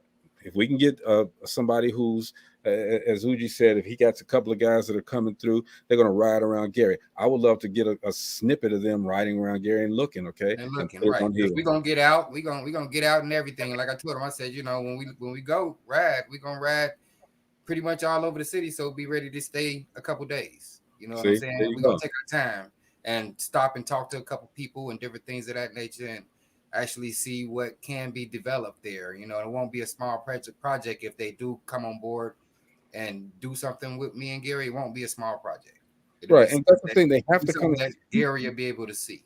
People have to come and see. We could talk about it all day long, but people need to come in and see what's going on in the city that we're all from. Carl says DMV Baltimore connectivity creates redevelopment such as restaurants, activities, new residential neighborhoods.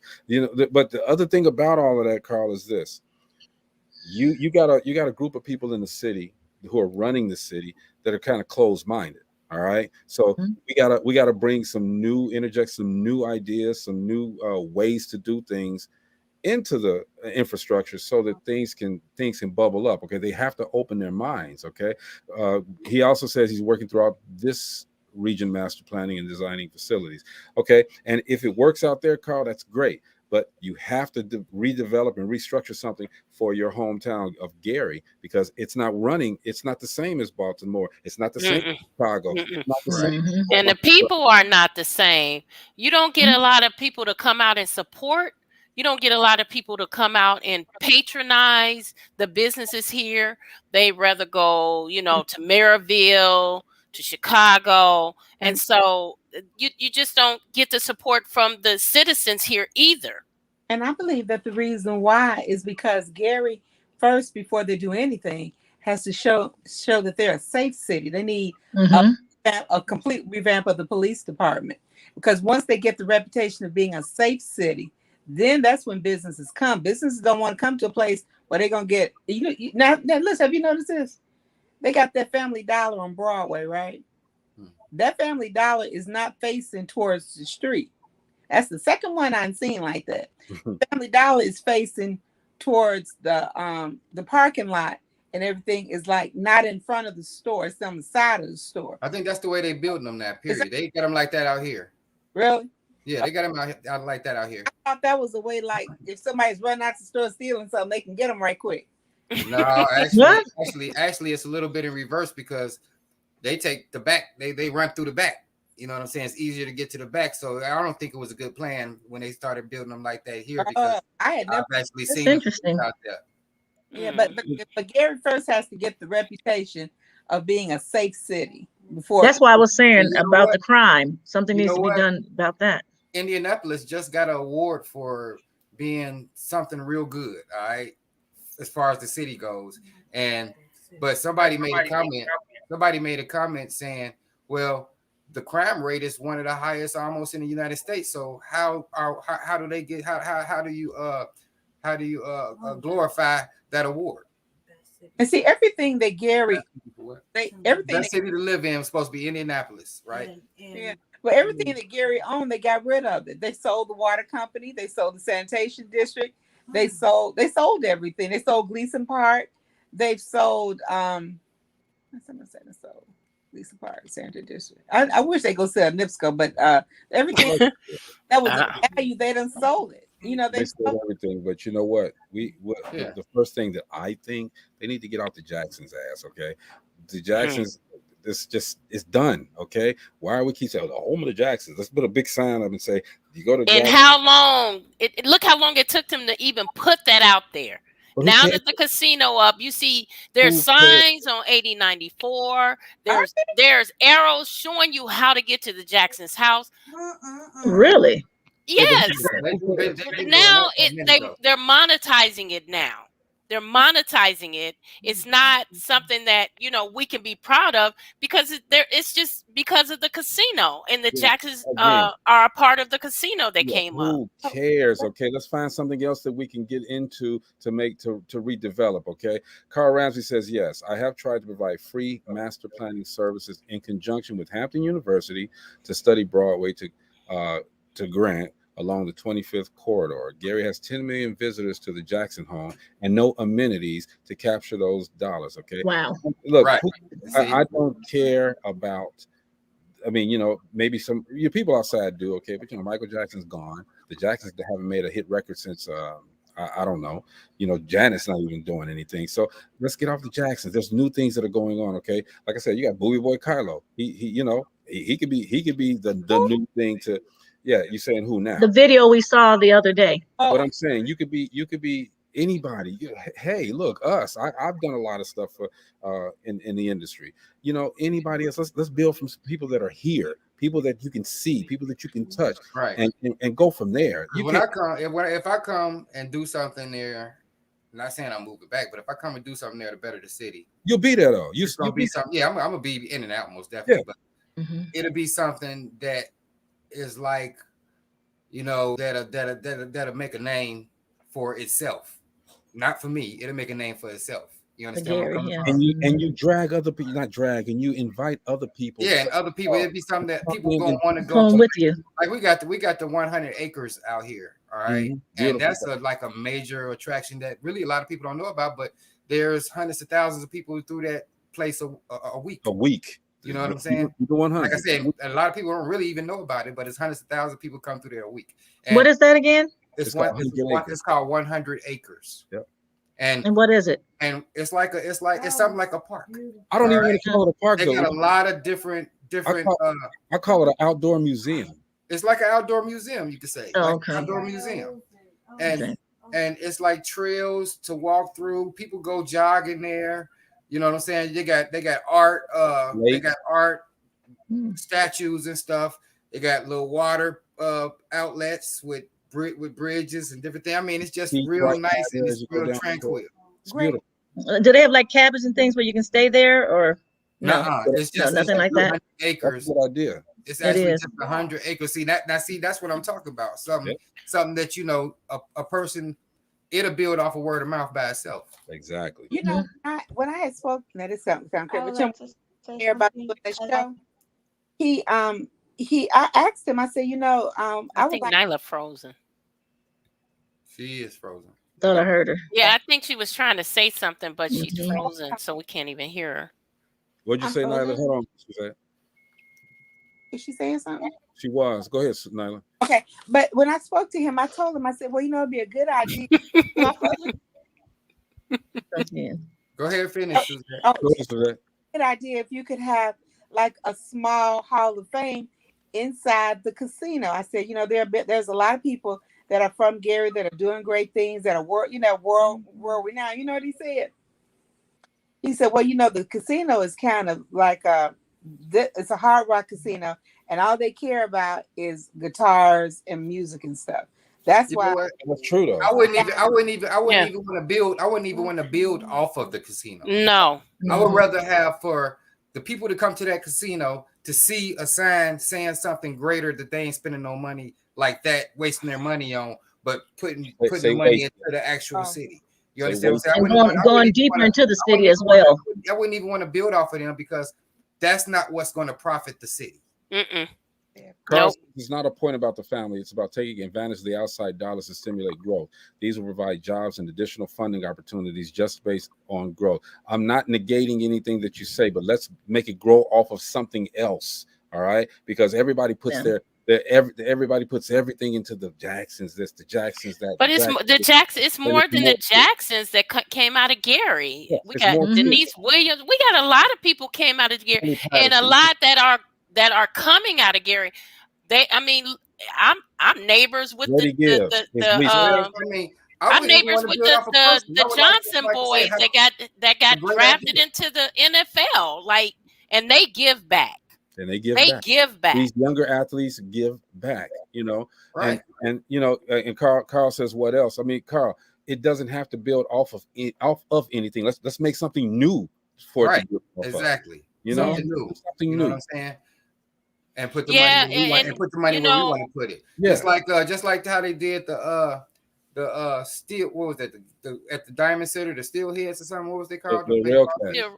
Rail cats. The rail cats. I mean, something of that nature, something that we can have of our own as Gary's, not something that they bring in that is all over the world. Something that is Gary's by itself. Carl, I think you're missing our whole point. We're not negating anything you said. You're absolutely right. Okay, a sustainable economy. You must develop an economy. I understand that. Okay, but come back to Gary and put some of your ideas in Gary and see if it works in the direction that you think it's going to go. And I know you're from Gary. Yeah, it's from Gary. At the same time, things aren't. It's not cut and dry. Like that. And it's so much red tape. Like, he has a lot of good ideas. Carl has a lot of good ideas, but implementing them with the leaders of Gary, that's where you're going to run into problems. Right. That's where you run into the problems. I would love to build me a townhome in Miller if I could, but the whole thing about it is I would rather build something that's going to stimulate the economy in Gary. Yeah.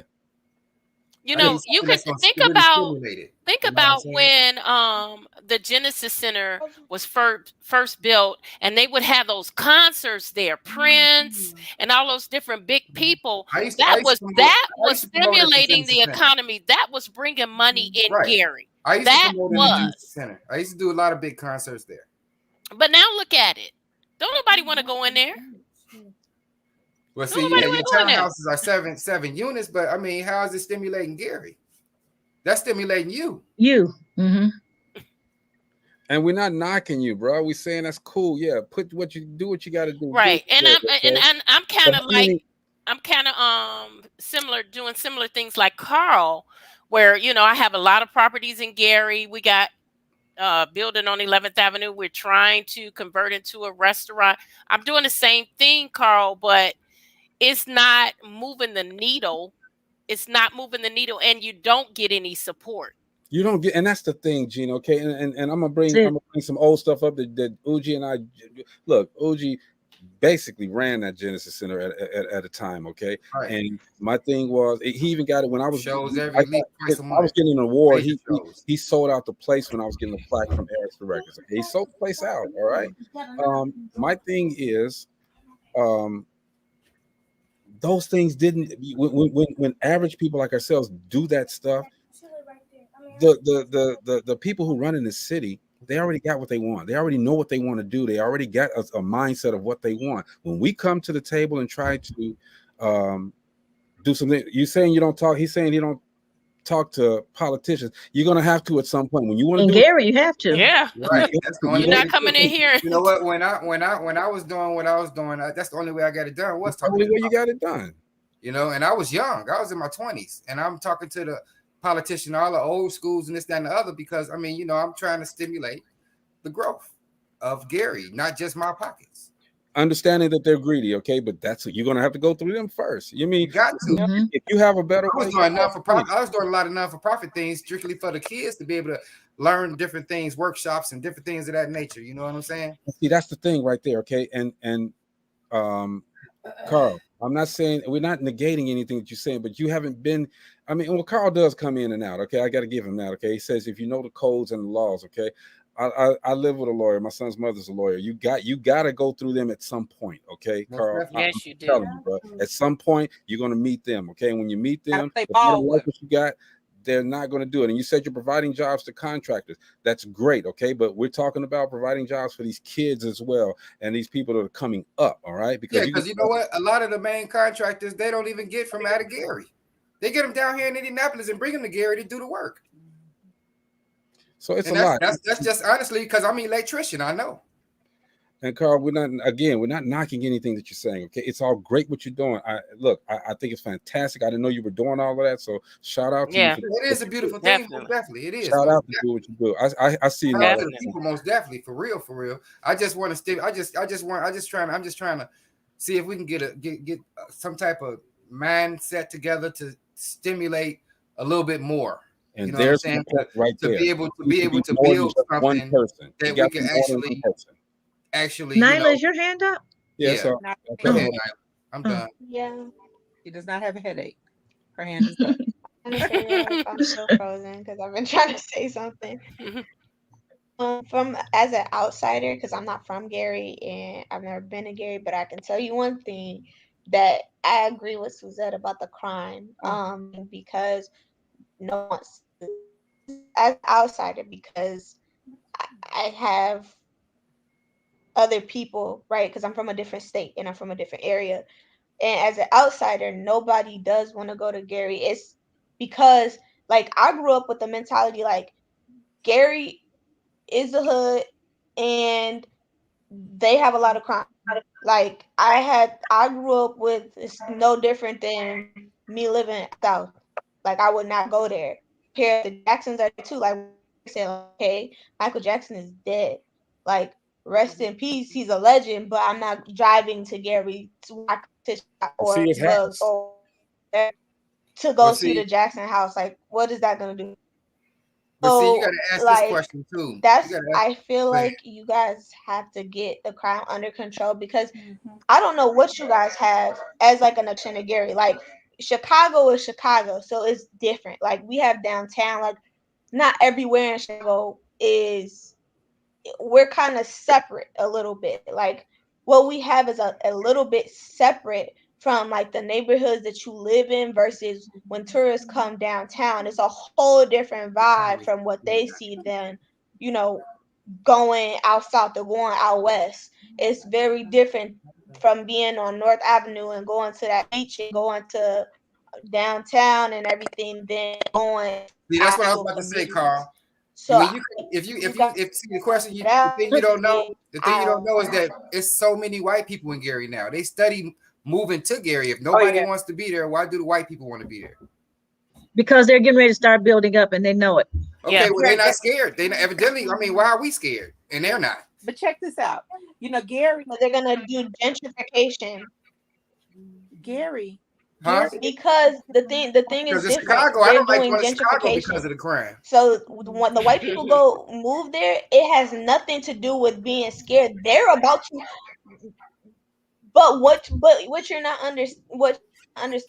what they're going. The reason they're Gary is because what they're going to do is they're going to flip the economy. The same thing that Carl, that you guys are saying needs to happen to Gary. This is their do. Come into inner urban cities and gentrify it to where they will boost themselves, but it'll do.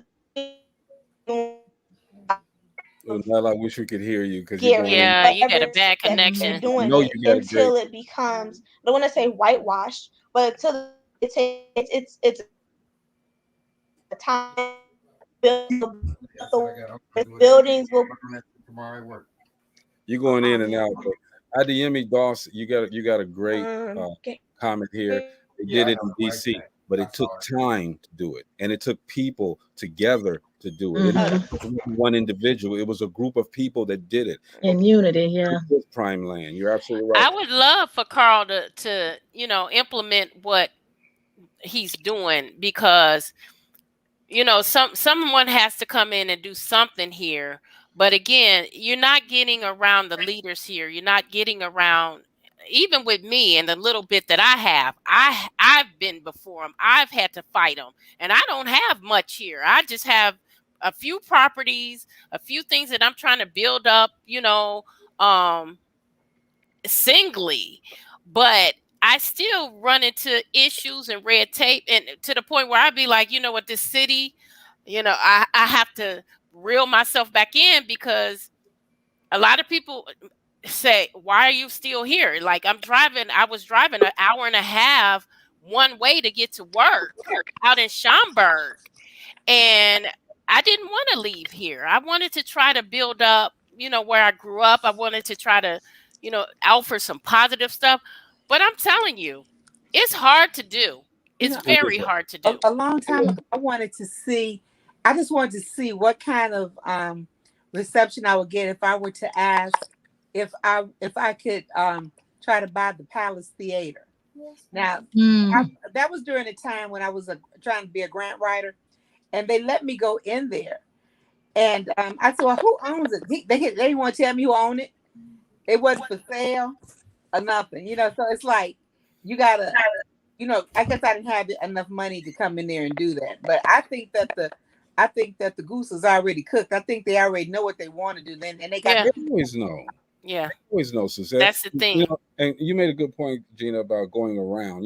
And Carl, not to keep harping on what you said, but I looked at this and I was just thinking about this. You said, we were talking about you have to go through the politics. You said, no, you don't. If you know the codes and the laws, that's going around the system, though. And when you make if you know the codes and the laws, and maybe you missed one, you're gonna hit that politician, and because you went around the system, I'm gonna tell you right now, if you try to do something, even build on your home without going down to zoning, and your neighbors can call and turn you in. If you try to go through anything that you do to your home that you live in, they will shut you down. I go to some of those zoning meetings, and there was one particular meeting where there was a lady in there that had built. She lives out in Miller too. I didn't know this lady, But she built a balcony on her second floor of her house. And she said she went to her neighbors and asked them if it was okay. And they told her yes. Well, guess what? Those same neighbors called the city, and the city told her, tear it down. That lady was in tears. She said, I spent $10,000 on this deck. They said, I'm sorry, you did not come to zoning. And so you have to tear that down. And they gave her a specific amount of time when she had to take that down. You know, the same thing happened to that restaurant that was on Broadway. They had a whole lot Foodies. You know what I'm talking about? Foodies. What's the name of it? Foodies, I think, isn't it? It is Foodies or Foodies. something? It was Foodies. Yeah. Back and forth, and they was protesting out in the street and everything. They ended up tearing their whole block down. But you do have to go, and that's for any city. That's not just the. I was just going to say that because I did take real estate courses several years ago, and when you really got to start dealing with those zones. You need a permit from the village. And because we're thinking about putting an addition on our home, and I already went to zoning, and they told me exactly you need to get those permits, and they said you need to get a Gary contractor. They told us we need to get a Gary. They gave us a list. Wow. Of the people we can use. What? Hey, Yes. The name of that restaurant was Nations. Oh, Nations. Okay. That's the name every city and every village has their own set of rules. Like for instance, like even out here. So my grandmother just finished getting her house built. We're building the basement. So I was talking to different contractors. One contractor told me that they were working on a house and they didn't get a permit because here, I can't speak for everywhere else, but like here you can build without a permit. But if somebody calls the city on you, then like that's the end of that. But what they did was they put a dumpster in that person, a big dumpster, and you can't do that. So somebody called the city, and then they had to stop working until they got all of the correct permits and everything to continue, because you can't just have a big dumpster like that disrupting the neighborhood. And it also depends on if it's a HOA and all types of stuff. Yes, you do have to know the codes and laws, but you can't cut corners like that. Like you have to go through the people that you have to go through. No matter how you do it, if you miss up on one part, one little thing that can hinder you and all the things that you're doing. And I'm not sure who made the comment because I can't see. Somebody was talking about that the monopoly pieces are in place for Gary being gentrified. And I'm not sure about how much you guys heard me when I was talking before, like I cut out something. My laptop is acting up, but what I was trying to explain to Uji before he left out the room was that it's not about white people being scared or not. They already know what they're going to do. Before they start moving in, they do things differently with the resources that they're allotted. There are different things that happen, and one of them being gentrification. And they put things in place, little things where, there's a lot of white people moving there. It's planned. They don't just move there, and they're not going to just move to Gary. Like this just not going to happen, but it's already in place for them to be gentrifying the area. And what they're going to do is they're going to build up the economy the same way that you guys are talking about right now. They're going to build it up the way that they're going to stimulate it. Buildings they're going to put in new apartment buildings. They're going to renovate old abandoned buildings. They're going to build everything up. And once they build everything up, that's going to increase the value of all of the properties. They're going to put things like shopping malls. They're going to put things like movie theaters to make it an attractable city. And that's going to drive all of the people out that they don't want to be there. It's what gentrification is. And then they're going to hike up all the prices to where it's unaffordable for you to live there. Take Chicago, for example.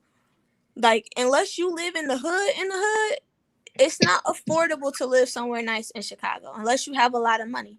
That's just how gentrification is. So I get what Carl's saying, but like, so is gentrification really that bad? It is. I mean, it really only happens in urban areas. Well, Go ahead. I'm sorry. No, to answer your question, yes, because it drives out the people that Okay. are there. So you're going to see, and I see it already. You're going to see changes in neighborhoods. You're going to see the different type of people living in neighborhoods. Over here where I'm living on the west side, I see it already. 20 years ago, if we saw Caucasians in Gary, it was because they were here trying to find drugs. Now you see them, and I mean, I'm Ah, driving behind a Bentley. I mean, not a Bentley, but what's that other Maserati. car? Maserati. Maserati, No, those Rolls Royce. two, Mercedes, a R- Benz. Rolls Royce. Rolls. I'm driving behind a Rolls Royce in Gary. Mm. I'm Well, seeing Maseratis everywhere. Like the dynamics have already started you changing. telling the truth because Paul Down, he insures every one of them. Maseratis, Jaguars, Wars. I ain't never had my here. But let me tell you something else. Northwest Indiana has been labeled an impoverished zone, and they labeled Gary, Indiana. I mean, not Gary, Northwest Indiana. I'm sorry. That's Gary, Hammond, Chicago. Okay, those places are labeled distress zones. They did that so that they were able to get funding. Funding. Yep. Funding. Okay, so now since they did that, your house is not going to be worth what it's supposed to be worth because you can't have a house in a place where they're dumbing down. I mean, where they're giving you money You said dumbing and down. uh, Good. I oh, said you said dumbing down. yeah, I did. That was wrong word. No, it was But a good word. huh? It was a good word. I mean, you can't have a house that's worth a whole lot of money in an area where you're supposed to be poor and impoverished, you know, and the government's supposed to be, giving you money and stuff. So, and because I know, I got a real estate lady to tell me if your house sat in Maryville, you could get 3 times the money, 4 times, 5 times the money. But what's going to happen is this. Biden is already on it. He already getting ready to do it.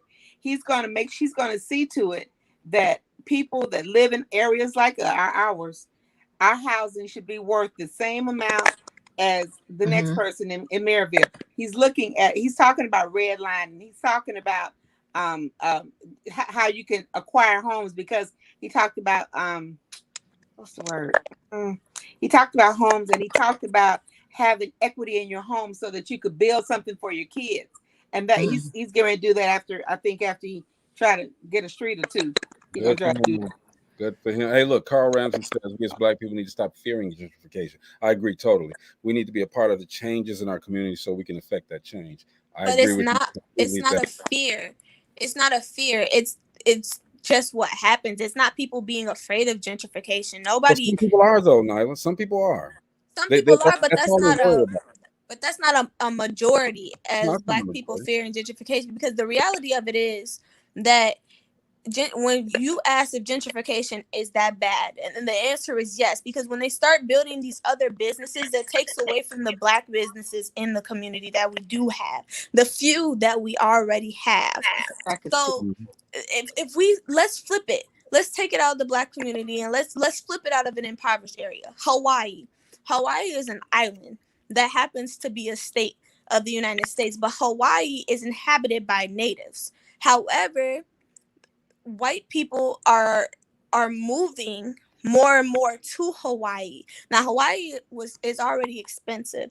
Hawaii has gotten so bad to where a house that was potentially about $25,000 in the 1950s is now $1.82 million. $2 million because they keep inhabiting, and what they're doing, they're gentrifying the area and they're pushing out all the natives to where the natives can't afford to live in their own houses. They can't afford to live on the land that they were born on because of things like gentrification. Because when you gentrify an area and you so-called build the economy, but the way they build it is with malicious intent behind it, to it's a capitalist mindset. They do it because of capitalism, in order to gain money from it, but they're not investing it back into the people who live there. They're not investing it back into the communities. They're using it as capital gain. So when you gentrify an area, and you're putting all of these things in place, you're driving based on what you're doing for your own capital gain. You're driving up everything around it. So everything around it costs more. All of the buildings. Now you live next to a mall, so now you're in a high traffic area. Before you weren't in a high traffic area, so your house was, it might have only cost $25,000, but now as somebody moves into that same community, you live in a high traffic area, so now it's 4 or 5 times the amount. So now when they're doing all of this, they're driving out the people in the communities who live there. So you know what, Nyla?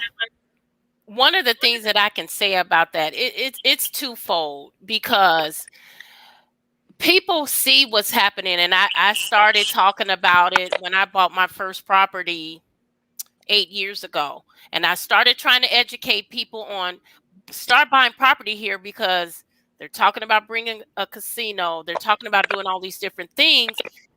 Start getting your piece of it now. And now that it's happening, people can't afford the properties here. The property value has already gone up here.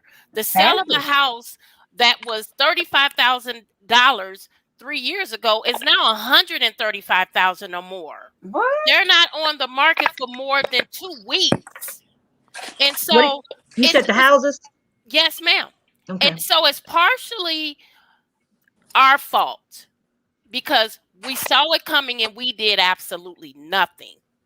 So you have to take your own destiny in your own hands and do something about it. Now that they're bringing in, different things and there's more to come. They're talking about a waterway to travel and ship on instead of using 8094. They're talking about doing on Lake Michigan through Gary. But it's a lot, like Carl said, we need to be a part of the changes. You need to be a part of it. So it's partially our fault. And I agree with you, but at the same time, not everybody is in the position to do that, right? So like all day long, you can say you need to be a part of something, but not everybody. Even the little stuff. But Nyla, they can be. But you have to understand, just because something is feasible for you does not mean that Nyla, is feasible for someone else. If I can agree with you, if I didn't see it from my own eyes, but all these people here that got PPP loans and get $6,000 a year in income taxes because they get child credit and they have nothing to show for it, I blame them.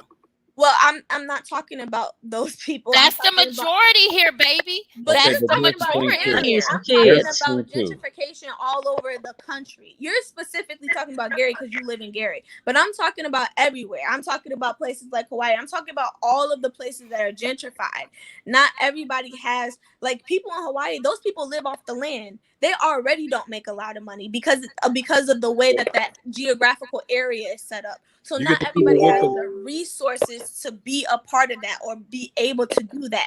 Not everybody has the ability to do that. And it would take them a little bit longer. Maybe by the time that person was ready or in a position or placed themselves in a position to do that, it has already happened. Now they have to work again 2 or 3 times as hard to get the same result. I completely agree with you on the people who are getting PPP loans and the SBA loans and getting $8,000, $10,000 because they're able to claim 3, 4, or 5 dependents on their taxes and things like that, who are going out and buying Louis and Balenciaga and all type of stuff.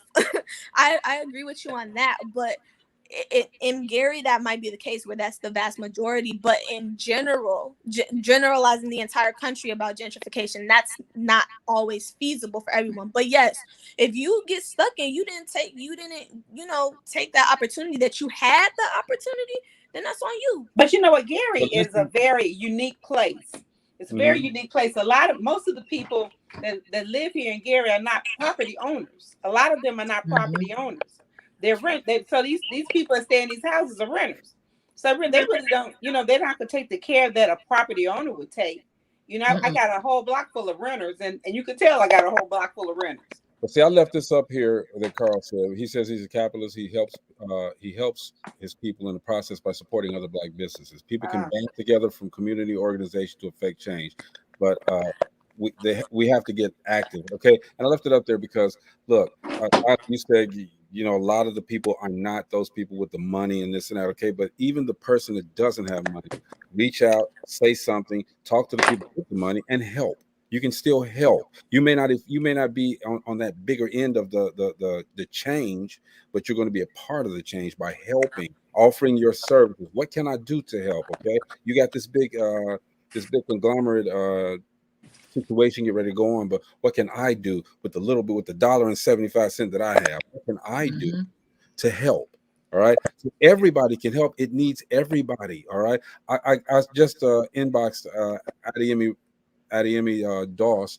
He's he teaches a class on a lot of the issues that we're speaking of at Indiana State University. So he's going to come on real soon. Hopefully, I can get him on here tomorrow, actually, and we can talk about this more, because I think it is. You know, Carl, you were right. You know, I love talking about relationships because I look, I don't know everything there is to know about relationships, but it's good to talk about some other things. You know, being from Gary, there's a lot of things that we could do. Now, I soured myself on doing anything because of certain situations that happened to me, trying to help Gary, give some money to Gary, and you know, they don't know what to do with it and know how to do or want to do anything that wants to affect any change. So I stopped. Am I wrong? I could be, all right, but somebody tell me something different that makes sense to me. I'm more than happy to do anything. Right? You know, look, I saw I'm in Gary right now. I saw Gina, spoke with Gina. We had a nice little long talk, about an hour and a half, seems like, and it's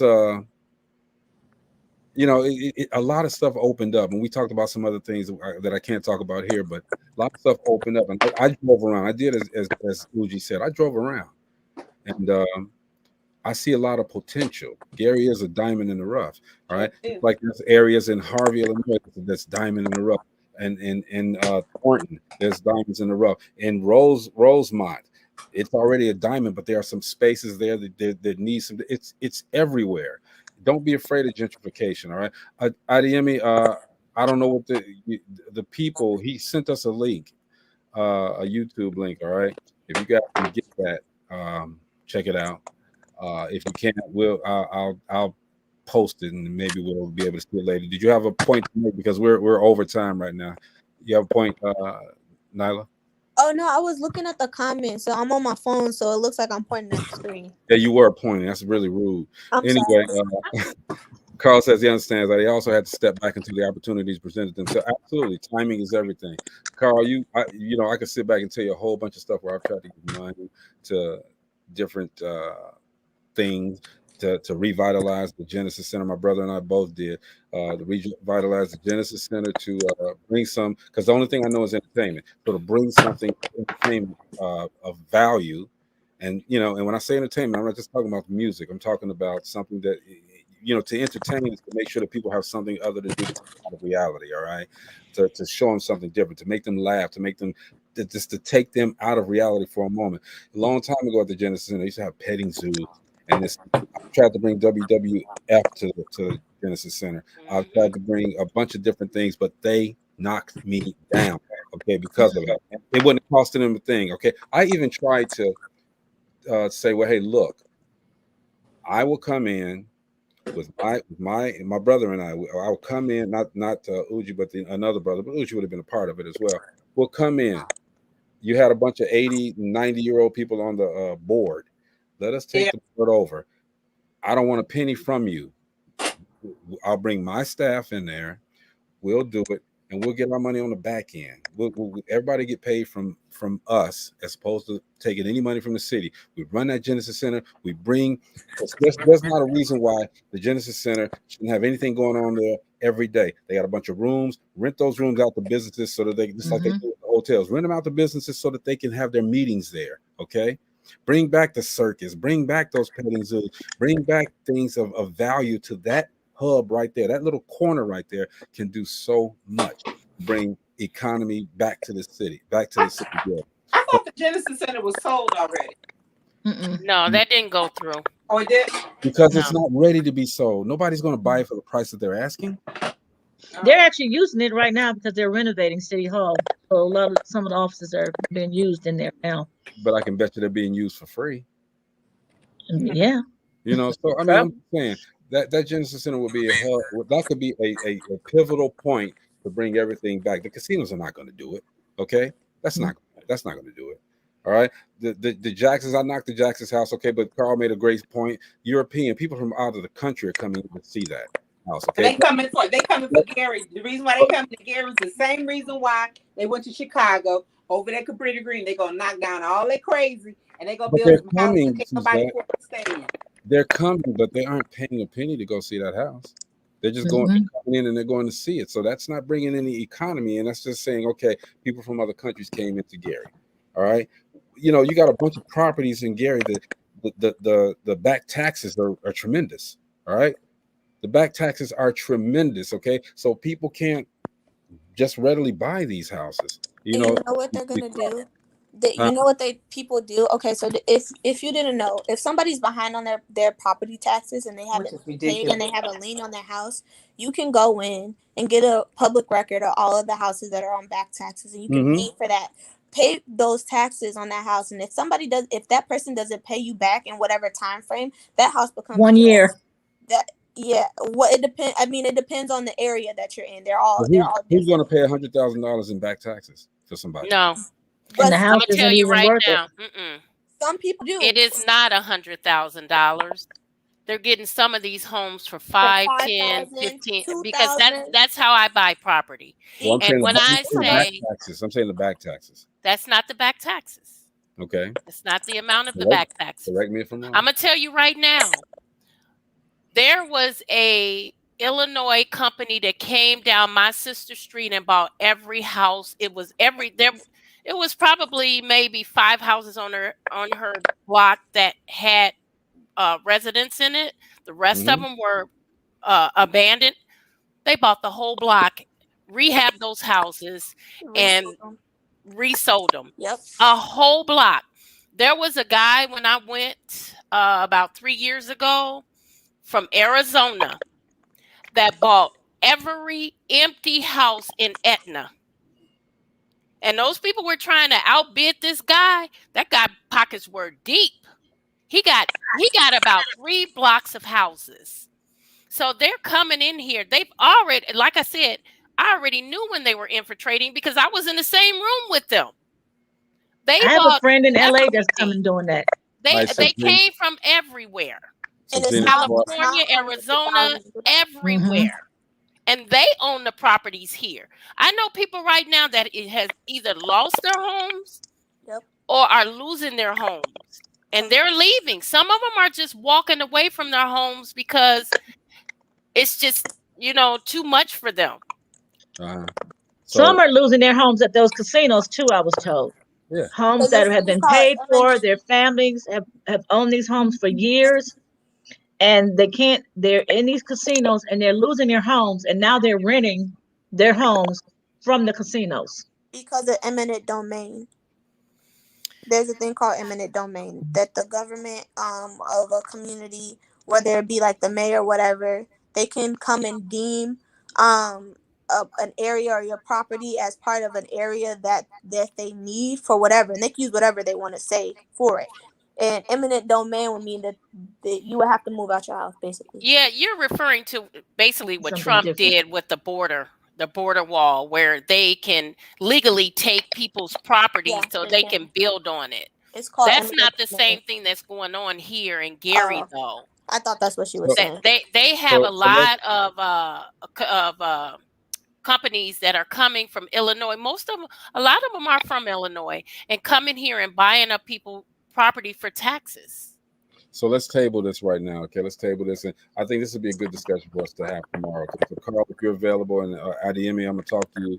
Let's continue this discussion tomorrow, because there's a lot of things. It's not just Gary. There's other cities, other states that are doing the same thing. Okay, as Nyla said, she's not from Gary, but she's heard of it. Okay, but there's things happening where she's at as well. Let's talk about this. Table this. Let's talk about this, and let's have a conversation. Carl says the redevelopment of the 25th Avenue corridor will provide the amenities to capture the dollars. There's something I can say about that 25th Avenue corridor as well. I don't know how deep you've looked into it, Carl, but I'll talk about that tomorrow. Okay. I want to thank everybody for checking us out today. Okay, we did as we do on DopelivenTV all the time, man. We don't talk just about one thing. We talk about a multitude, a cornucopia of different things, all right? And we want you guys to always be a part of it, all right? What's that word again? Cornucopia. Cornucopia. Make sure y'all become property of Dope Living, okay? Make sure y'all become, okay? I got y'all shirts.